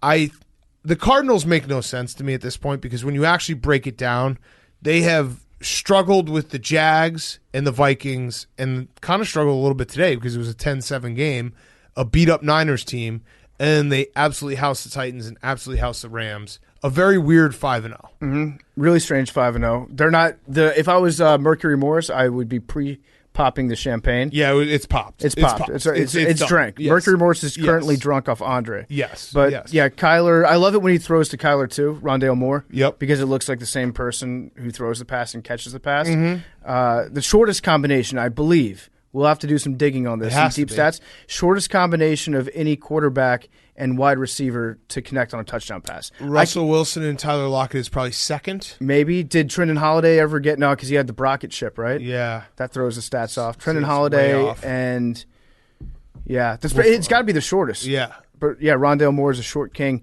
Trey Lance, I think, has the least fuckable spiral in the NFL. Yes. When he's throwing those, 15-yard passes – I don't think he even tries to throw a spiral on it. He just grabs it and throws it like a baseball. The spiral's a really great friend. I think of it like a sister. Yes, his arm is too strong for the football. Yeah, that's probably it. That's it. Yeah. He throws through the spiral. Yeah, he grabs it. I think he actually puts one finger on the opposite side of the ball and then throws it like a fork ball. Yes. All right. Should we get to the rest of the show? I don't like Kyler's visor either. I still don't like it. Also, the Cardinals defense is good, and the Niners defense did a really good job with Kyler today. Mm-hmm. Kyler has been lighting it up, and they held their own. All right, should we do football guy, and then we'll do who's back of the week? So PFT football guy of the week is brought to you by the most football truck in the world, the Chevy Silverado. It's the most advanced Silverado ever. Go check it out right now if you haven't seen it. It's the best truck for tailgating. It's the best truck for football guys. If you're an AWL, you know that the Chevy Silverado is the strongest, most advanced Silverado ever. As truck guys, we know this is 100% true. Football season's here, so it's your time to step up your tailgating game. And when I say that it is the best tailgating truck, I mean it. I mean it 100%. It's got a primary tailgate that opens with a push of a button on the key fob or from inside the truck. It's got a multi-flex tailgate, so you have 6 convenient configurations that will give you a step up on your tailgate game. If you're going to a tailgate this year and you're not driving a Silverado, I don't know what you're doing because you're just going to get shown up by the guy that does. Chevy Silverado is the best truck on the road. That's just a fact. It's the strongest, most advanced Silverado ever. If you go to your Chevy dealership and you whisper into their ear, part of my take sent me, they're going to give you a full tank of gas, $100 off, and a free cup of coffee. That's on the house. Just try it. Just give it a shot. Report back to us. We've had a couple people that tweet us actually after they buy a brand new Chevy Silverado. They're awesome trucks. You're great for buying a Chevy Silverado. Your friends will love it. Your family will love it. Everyone will love it. You're going to love it, most importantly. So check out the Chevy Silverado today. It's the strongest, most advanced Silverado of all time. All right, so we have the update. It's Broncos -3. So we split that. All right. If anyone's keeping score. I was. I can't believe that Patriots line. I think you have to take the Patriots. 3.5. 3.5? That's America is going to say Cowboys is the easiest bet in the world. It's true. And but I've been 100% on rat lines this year. Oh, I've leaned into square. No, I didn't think that was rat. Because it was rat. Those guys quit on. That was my mortal lock. That was not a rat. Yeah. No, that line made sense. Sorry, free money. Yeah. Oh. Yeah. But there's a bunch of free, like the Vikings was free money and it wasn't. Also, the Bills are a fucking wagon, so they finished off. Our projections turned out to be correct. The Bills won 38-20. We're basically Nate Silver. Yep. Josh Allen was awesome. I think the Chiefs have real problems. I think that they don't. They do and they don't, actually. I should take that back because they have Patrick Mahomes, so he will make up. Like, this is what the very special quarterbacks do in the NFL. They can cover up for a lot of your problems. He's like good sauce on a meal. He's like ketchup. Patrick Mahomes is ketchup. But like Aaron Rodgers is similar, where it's like, hey, if you take that guy off that team is probably a really bad team. The Chiefs' defense is very, very bad. I know they will get Frank Clark back, but was Frank Clark not playing tonight? I don't think so. Maybe he was. But I think that's even worse if he was. He was playing. That's even worse. I think their problems go deeper than just Frank Clark. No, I'm just saying the pass rush, like the one thing that the Chiefs have been able to do is like our defense sucks, but we have a couple guys up front that can do it. One thing I noticed during the game tonight, like right in the first quarter, the first time Travis Kelce caught a ball, he's looking to do the downfield laterals every time he catches a ball. He's going to be doing it sometime in the next couple weeks. Trust me. He's like actively looking for it. I don't know if it's part of the playbook or they're just like let Kelce be Kelce out there, but they're implementing my rugby offense. And when they do, they will be the richer for it. I'm going to open up my tweets right now because Jake has been firing off basic tweets. So I want to see what you've done for my account. Oh, you got some followers for me, Jake. Thank you. The last place Kansas City Chiefs. Just as we all expected. Oh, that's a great one. That's a great one. I will not believe a game with Patrick Mahomes is over until there are 0 seconds left. That's a great one. That's another good one, too. Something tells me that we'll be seeing these two teams again in January. That's okay. I don't think we will. Here's a really good. Maybe. Here's a great one. Nobody. NFL officials roughing the passer. That's perfect. Yeah. Love it. Perfect basic. Thank you. Yeah, the Bills, though, are I mean, I know it's early. And it's only 5 games in, but the Bills are very, very good, and they are in now the driver's seat because they beat. I mean, you'd think that the Chiefs would be their main competition. Obviously, the Chargers are right there now too. But that's who else am I missing? I mean, the Ravens, and the Browns, but the Bills have to be the favorite to win the AFC now. Although the Bengals could tie anybody. The Bengals could tie anyone. Billy, football guy of the week. Congratulations to last week's winner, Sawyer Bittner, the quarterback for the University of Regina, the Moose Jaw native. Some say he's still bleeding out of his face to this day. Okay. I like when the words blend together in University of Virginia. Yeah. Go ahead. All of our nominees this week are all U.S. American. Our first one is... Thank you. As opposed to not American. Last one was Canadian. U.S. American. Could be American, yeah. So, Puerto Rico. First guy is an unknown coach on Coastal Carolina who...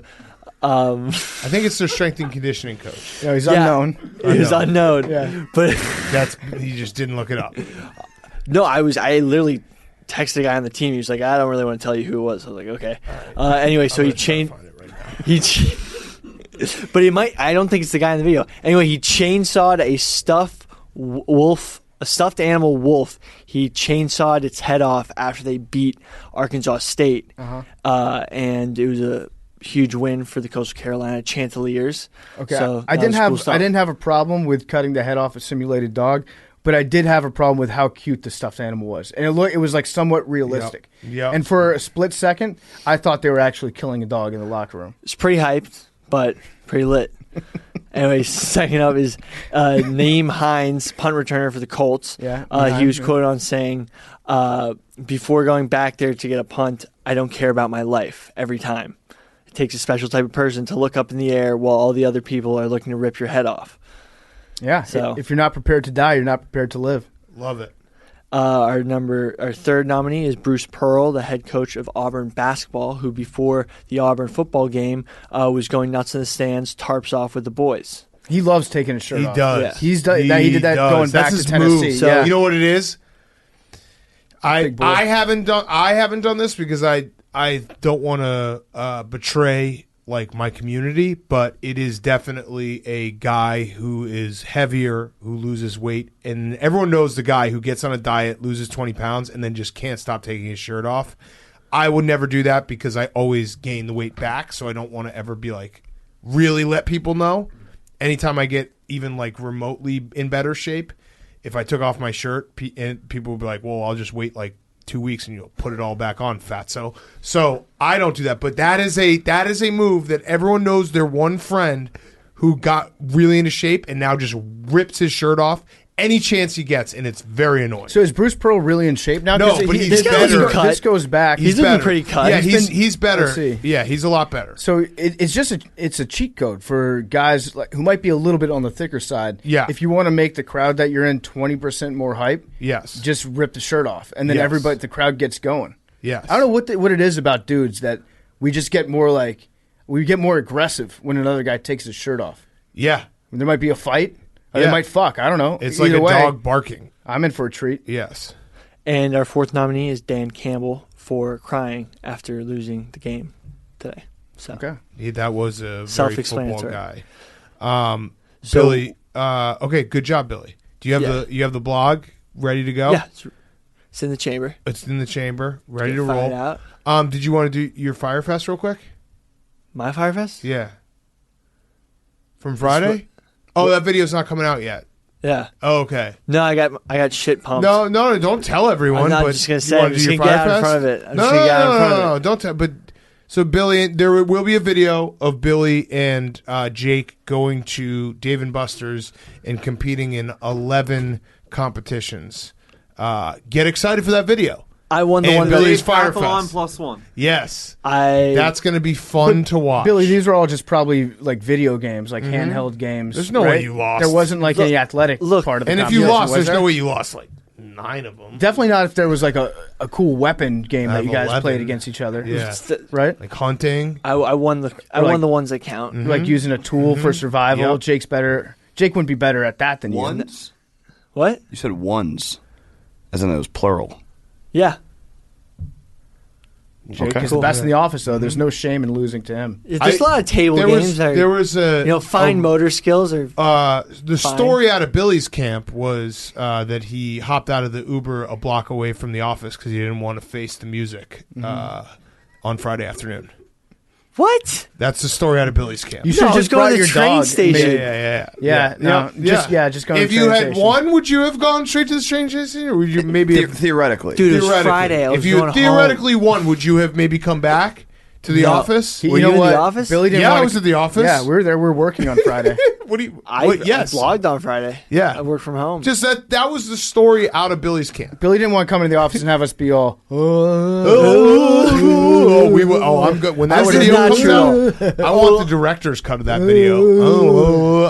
Actually, we should do a director's cut and just over it. Every time he loses. Yeah. So in this scene, Billy, the lights just went Is out. that what was going on? You guys thought I didn't come back to the office because I couldn't no, face the that's music? what happened. No. Okay. All right, Anyway. Billy says no. I'm so excited for this video. Look, the 11 competitions. mountains were blue. And you only won how many? Oh, wow. So you got drunk on the job. Wow. One beer. Yeah, Bubba was there. One beer. No. Got it. Oh, I'm so excited for this video. It's Jake, hard to throw oh, axes. Oh, my God. And Jake just waxed you. Wait till you see what happened with the axe throwing, the animal hunting. Oh, no. You Right lost up an Billy's animal hunting? right up Billy's alley. I honestly, it was fun. I had a good time. you had such a good time. You got it. You hopped out of the Uber. I That heard is not- It was a that- I mean, moving the fact- car, and you No. dropped and rolled out. I just wanted to. The Uber was going right by the train Right, station, right. and we were in traffic. So of course I'm going to get Yeah. out early. Bear Grylls would be ashamed of you. I had places to go. Yeah. Yeah, to your bathroom and cry. Yes. Okay. Let's finish up the show. We got Who's Back of the Week. It's brought to you by our friends at Cash App. Go download the Cash App right now. Enter the referral code Barstool. You get $10. The stock market's back. Investing through Cash App is back. Buying and sell Bitcoin is back. You can do it all easily with a touch of a button with the Cash App. It links directly to your bank account. You can buy Bitcoin. You can sell Bitcoin. You can play the stock market. All of it when you download the Cash App. Enter that referral code Barstool. You get $10 for free, $10 to the ASPCA when you download the Cash App from the App Store or Google Play Store today. We love the Cash App. The best app in the world. Download it right now. Hank, Who's Back of the Week? My Who's Back of the Week is crazy MLB like technicalities and rules, also the Boston Red Sox. Yes. So they won like a 37-inning game. It started, I think, before the 1 o'clock games did and ended during Sunday Night Football. Extremely long baseball game. But there was, I think it was in the 12th or 13th inning, the Devil Rays had a guy on first. They hit a bomb to right field, hit the top of the like 2-foot wall, and bounced back on the ground, ricocheted off the outfielder that was running to like relay and catch it off the wall, and went back over the fence, which was a technical ground rule double. Yes. Even though it wasn't, because it was unintentionally, he didn't mean to. He didn't intend for the ball to go back over the fence, but it did. If it didn't go over the fence, they would have scored. Would have had a guy on third. Instead, it was second and third. The Red Sox got out of the inning and then walked it off next inning. And people are very mad, trying to pretend like now they're like, well, now that this has precedence been set, outfielders can just throw the ball over the fence. Well, the problem is there's only one outfield in Major League Baseball where the wall is the height of your dick microwave. Right. Like it makes no sense. This is another quirk of Fenway. I also do, the only thing that I hate when happens when this, because I mean the Red Sox, I think they're going to win the World Series at this point. I think everything that happens, the game 2 when they came back on the Rays, and then tonight, like, doesn't it feel like they have those weird vibes going now? Yeah, I don't know if they have the pitching, but they do have Either the way, vibes. The vibes the are Rays there. Yeah, right. The Who needs pitching when you have vibes? When you have vibes in baseball, baseball's a vibe sport. It's Team of Destiny vibes. Yes. You're lying to Destiny yourself play. if you don't think that they're a Team of Destiny right now. Right. And then, wait, are they playing on Marathon Monday? Playing on Marathon Monday, elimination game, yellow jerseys. Yeah, right. So big time they do have Team of Destiny vibes. And Kyle Schwarber, I just want to, thank you, Big Cat. I knew all about him from the Cubs day, but he had an error where he just was underhand tossing the ball and threw it over the guy's head. The next inning, he did it again, except he made the play successfully. They got the out, and then he celebrated like they won the World Series and like tipped his cap to the crowd. It was I hilarious. love Kyle Schwarber Absolutely so hilarious. Much. He's my favorite ever. Like, he's the best. I just fucking love that guy. He's got the clutch gene. He's got the clutch gene. He doesn't think at all. He's a softball player. Yeah. Like, he's just see-ball, hit-ball guy. You remember that story that he told us about when he was coming back from his ACL? Yeah. He stood in the batter's box because he Yes. wasn't able to swing at pitches. He stood in the batter's box for hours just tracking pitches, 100-mile-an-hour pitches coming out of a machine with his eyes. Yeah. You're a complete psycho to be able to do that, but that's what makes him awesome. It's every time he hits a gets home run, locked in it's and so fall. awesome. The only thing I would say is that I didn't see it on Twitter, but I would assume Red Sox fans are now saying, well, he hit a 2-run homer, so we would have won anyway. That's always the dumbest argument. Yeah. I said that. Because it's like nothing. And it's dumb. It's very dumb. Because nothing, like. The momentum, Yeah, right. everything. Everything, like, it's a butterfly effect. Sports are butterfly effects. Like, if the Rays score 1 run there, it's different in the bottom of whatever, the 14th. And they would have definitely scored 1, but they also would have had a guy on third. Like, Right. you have no so idea. none of what's gonna those, happen. yeah. When we, after the fact, we're like, well, it didn't even matter. It definitely mattered. But by the letter of the law, that was the correct call. If you want to talk about vibes, You can't, like, complain about that. I also feel like the Devil Rays vibes got thrown off last year when they were in the playoffs. They've got the best pitcher in baseball, and they pull him out. The Dodgers end up winning the World Series. That felt like window closing. How about this for vibes for the Rays? Devil Rays. Do they have the best record in the AL? I think so. Yes, they must. Best record in the AL. Awesome team. Great season. Their owner was like, yeah, it's not sustainable to have a franchise that plays all their games in Tampa. So going forward, we're going to split cities. That's bad vibes. When you have the best team in the AL and you're like, yeah, our fans suck so bad and we don't have a good stadium. We have the weirdest rinky-dink stadium ever that we're going to have to play half our games in fucking Montreal. Yeah, no, and when you especially bring back, like, where I think baseball could really take off right now is in Montreal, Canada. Yeah, that would be fun to try to get free agents when you're like, hey, you have to live in 2 cities. Mm-hmm. That's fun. Well, they should play in Montreal in the summertime, and then once it gets a little bit chillier, move down to Tampa. That'd be fun. Dickie V with a fucking beret on. Amazing. Would be incredible. They should go by the Expos. Throw out the when first they're up pitch. there, I'm too. pretty He sure. did? For game 1. For game 1? Did he nail it in there? I'm not sure. Other baseball 90 stuff miles real an hour to quick. black. White Sox came back. That was actually electric. The White Sox, like, they were down and out. I think it was like 5-1, 6-1 and they just started hitting fucking bombs on the Astros. What do you say? There's that Warlock dude with the stick pointing it at the home plate. Oh, yeah, he put the whammy on him. Yes. Yeah. So I think the White Sox, tomorrow's a very, very, very big day. If that game goes catcher up halfway. Oh no! If that game goes 5, it might be a White Sox Red Sox team of destinies. That'd be fun. I don't even know when it's a football weekend. I can't keep track of the baseball playoffs. My team's on it. I don't. Who won the Dodgers? Or who won the Brewers Braves game? 1-1.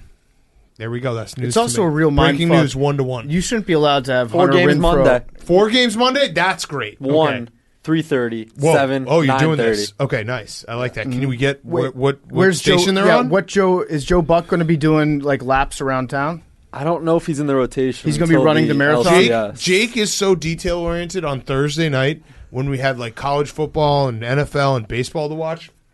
He texted us the TV setup because we have 6 TVs in the office. He texted us what was on each TV and what station it was on. Just to get mentally prepared what kind of score bugs you're going to be seeing. Right. Got it. Who Got could it. I you loved could it. be No, listening I loved it. to. I'm not saying it's a bad thing. It's Yeah. just, it was psycho, but I loved it. Yeah. Score bugs are all fucked up now for me because the early game, the London game, because it was New York rules, was on NBC. Yeah. Even though it was NFL Network. And then the Saints and the football team were playing on CBS. And then you've got AFC teams playing on Fox all day long. Makes no sense. Figure it out. I don't get it. I think it's TBS, but whichever baseball, the one that doesn't have the strike zone or how fast the pitches goes drives me so insane. bad. Drives me insane. Can you give us a quick rundown? Do you have it? Networks? 1:07 p.m. Milwaukee, Atlanta, TBS. 3:37 p.m. Houston, Chicago, FS1. 7:07 Tampa, Boston, FS1. 9:37 San Francisco, Dodgers, TBS. What a day! What a day! Thank you, Jake. Should be Don Orsillo. My guess. We're going my deep. guess, This is guesses. Don Orsillo, game 1. Adam Amin, game 2. Joe Davis, game 3. Brian Anderson, game 4. Parlay. I'm parlaying those picks. I'm going to parlay that. Yes. Fuck yes. PFT, your who's back? Yep. My who's back of the week is, I'll keep mine really quick. U.S. soccer sucking ass because we lost tonight. I didn't know that we played. It was a friendly. It was a qualifier. It was the octagonal. We lost to Panama. I think in Panama. We didn't have our A team though. We didn't have Pepe. Well, Pulisic was also hanging out and fucking Pulisic watching Jets games. Was watching real football. Yes. Pepe was probably still in Dallas. Yeah. Who knows where he was? But yeah, we wrote this one off as a loss on the road. But yeah, Okay. we suck ass now. But then we have a game. I think Tuesday. I think we're playing Tuesday here in the States. I can't, honestly. Yeah. That's not. A lot of games. It's so far down on the list of lot of things games I care about You right should- now. Don't schedule this during a Sunday. I didn't know until after we lost that we lost. I knew because I have a couple friends that are very obsessed with the team, but I also it was one of the, when you read a text message and you're like, I'm not even going to put this in my bother brain. during that I'm one. not We going to lost- enter this information in my brain. We lost in Panama. Give us the canal back, bitch. Yeah. All right, my Fyre Fest, that's Billy's Fyre Fest. Sorry, I wrote that down. My who's back is heavyweight boxing. That was an awesome fight. Tyson Fury versus Deontay Wilder Saturday night. If you didn't watch it, you should go back and watch it because it's rare to have 5 knockdowns in one fight. And every time a guy got knocked down, it really did feel like the fight was over, and they just fucking got back up and just hammered on each other, and it was awesome. It was the best. The cool thing about these two heavyweights fighting is literally every punch that they throw, if it hit one of us, would kill us. Yeah, no. And they were chewing some of them. Deontay Wilder got hit harder and more frequently than any fighter I've ever seen, and he was passing out in the middle of rounds, but still throwing a right hand that could murder people. And Tyson Fury was out. He was out. He actually got semi-saved by the bell. He got knocked down with 20 seconds left in that round. It was so fucking great. There's nothing like a heavyweight boxing fight when both guys are just throwing, and it's like this. It's maybe the top level UFC, when it's the 2 top guys and it's a big buildup. But even that, I just don't think anything can touch heavyweight boxing at its peak. And that was at its peak. That was fight of the year, unbelievable. What was weird about it is even though Wilder lost, I feel like there was a lot of legacy talk about Wilder. Yeah. And the way that he lost, actually, if you look 10, 20 years down the line, we're going to remember what he did in this loss. That trilogy, maybe more than if he had won. Like when you think of the Ward Gotti fights, sometimes you remember like the losers of those fights that just kept battling. Deontay Wilder was almost killed in the ring a couple times, and he kept going at him and almost won the fight. It was crazy. The announcers kept saying every round, like, well, this fight's probably going to be over in the next minute or so. Yeah. Like they were saying there's no chance it goes 12. It ends up going to like the 8th, 9th round. Both guys are out on their feet, still throwing haymakers. I didn't want it to end, but on the other hand, I was like, I hope it please end it fast, so these guys will be healthy afterwards. But damn, it was an awesome fight. It was so much fun to watch. I streamed it illegally. Got away with it. That's not cool. Got away with That's it. not cool. That's a crime, and we don't want people to do that. We don't want to encourage people to do that.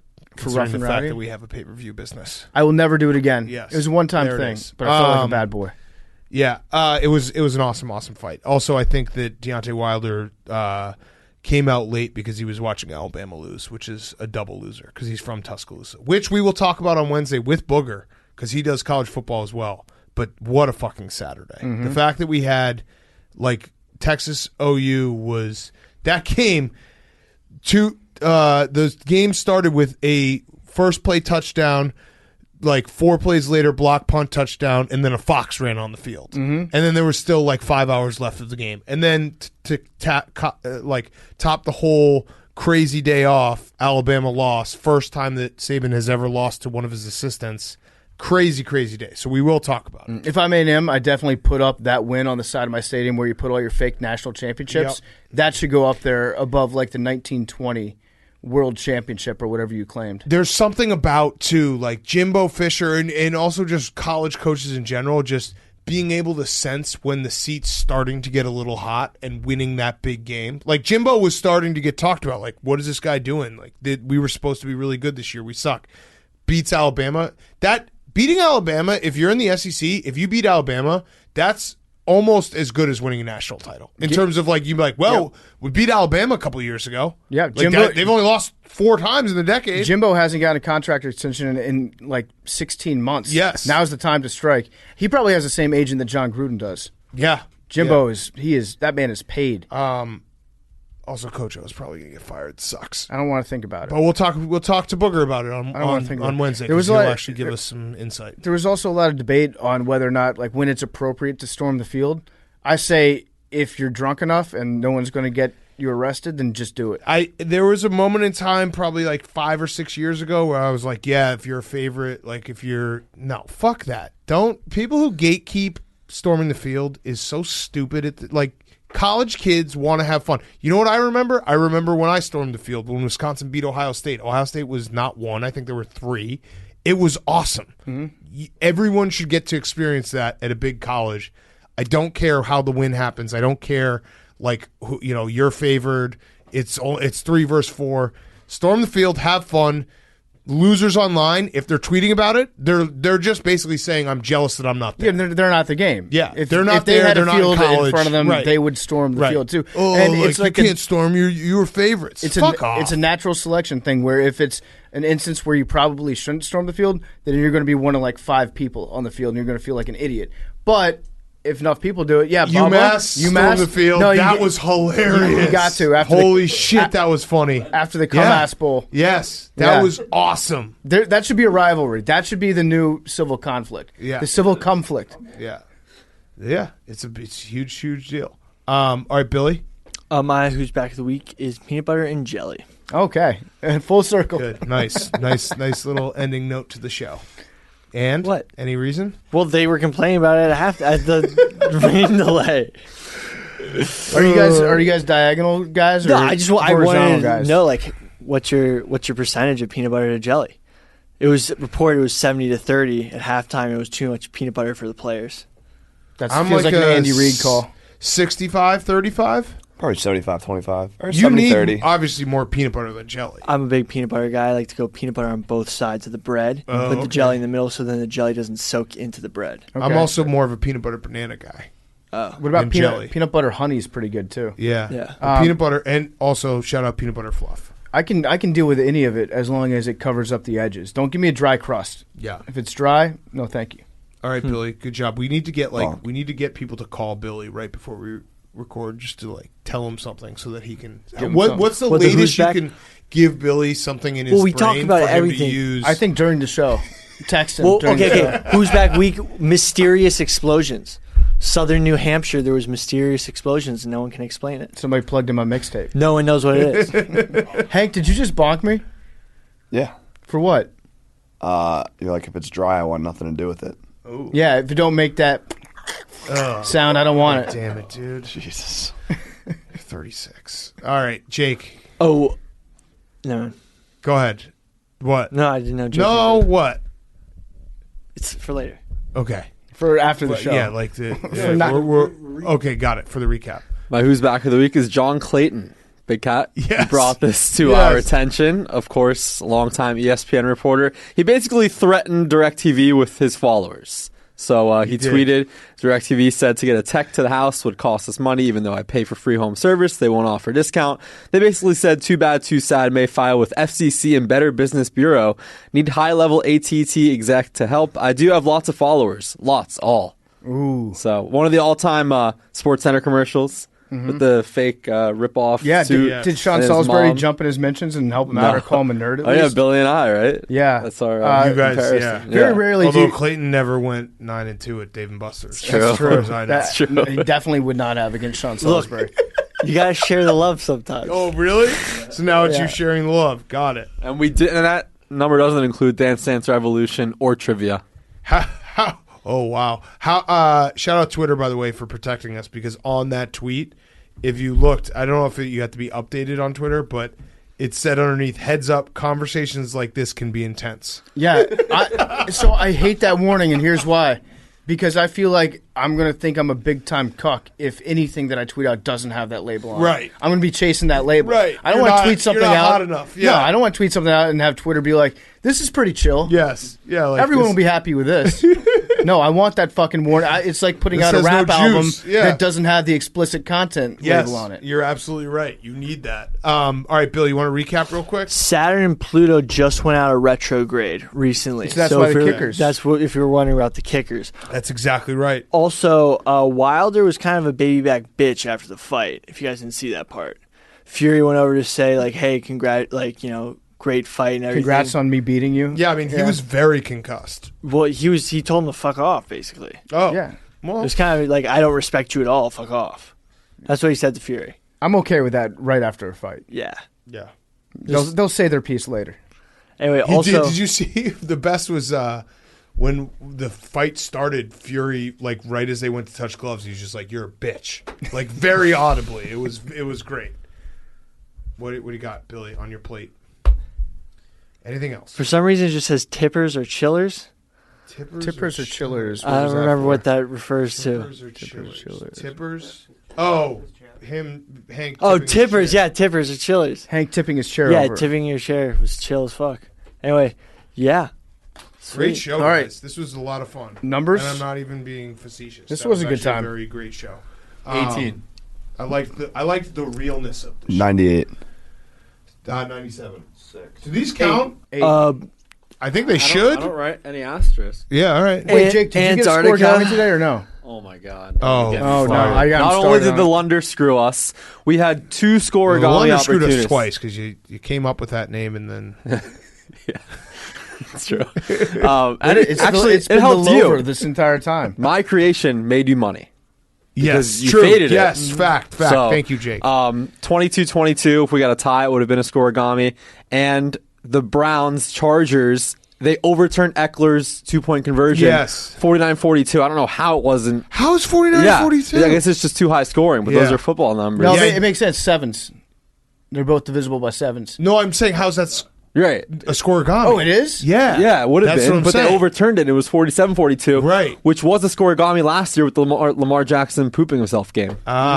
Okay. So the Browns almost were part of two scoregamis. Yeah. In back-to-back And if the years. Browns scored 48-47 and 50-47. Yeah, it was very funny when the Chargers 2-point conversion got overturned. Jake was like audibly distressed, and it was like nothing to do with gambling. No, it was just scoregami. Yeah, he was very, very mad. Even when Eckler took a knee at Yeah. the one, Jake was like, no scoregami. no. Yeah. Yeah. So Lunder and two scoregami heartbreakers Brutal today. day. All right. But you did beat Billy in every competition at Not Dave every. and Buster's. You got Oh, me. that's right. You're Wait, right. what was the score of that one? 9-2. That's a scoregami. That's a scoregami. No one's ever done that Yes. in the Dave Cathlon. Yes. Actually, someone's probably done that to Billy before. Not 9-2. Yeah, That's yeah, a blo- he that's a blo- that's a loses all blowout. the time. Did you get hurt jumping out of the Uber? I don't even know where the I heard it story was got going at least concocted. 15 miles an hour. I literally go. I feel like this is like because Jake went home right after Dave and Buster's. So why is me leaving? Like, Well, because you were on your way back to the office, and then you decided and not you to Well, I come just thought home. we jumped out. You just fucking when do we parachuted go to the out. office on Jake went Fridays home to anymore? bathe in a bathtub Yeah. of women and cocaine to Yes, celebrate and his victory. Victories, Yeah, I Yeah. didn't know this was like a thing. Yeah. I didn't leave anywhere You were inappropriate. like, I gotta go. No, All right, that's not numbers. even true. Yeah. Arctic, Oh, this is my stop right here. Billy, it's right next to the river. No, this is my stop. Arctic means 97. bears. Antarctic means no bears. Oh, Okay. It's from the Greek Arcus. 94. It's actually pretty cool. He just named the place Bears and no bears. Arctic is back. 94. Scoregami? Not a scoregami. Love you guys. Talking away. I don't know what I'm to say. I'll say it anyway. Today is another day to find you shying away. Oh, I'll be coming for your love, okay? Shying away. Oh, I'll be coming for your love, okay? Take on me. Take me on. I'll be gone in a day or two. Needless to say, I'm hot sentence, but at least I'm a little way. Slowly learning that life is okay. Say unto me, oh, it's no better to be safe than sorry. Say unto me, oh, it's no better to be safe than sorry. Take on me, take me on. I'll be gone in a day or two. All the things that you say, yeah, is it liable just to play my worries away?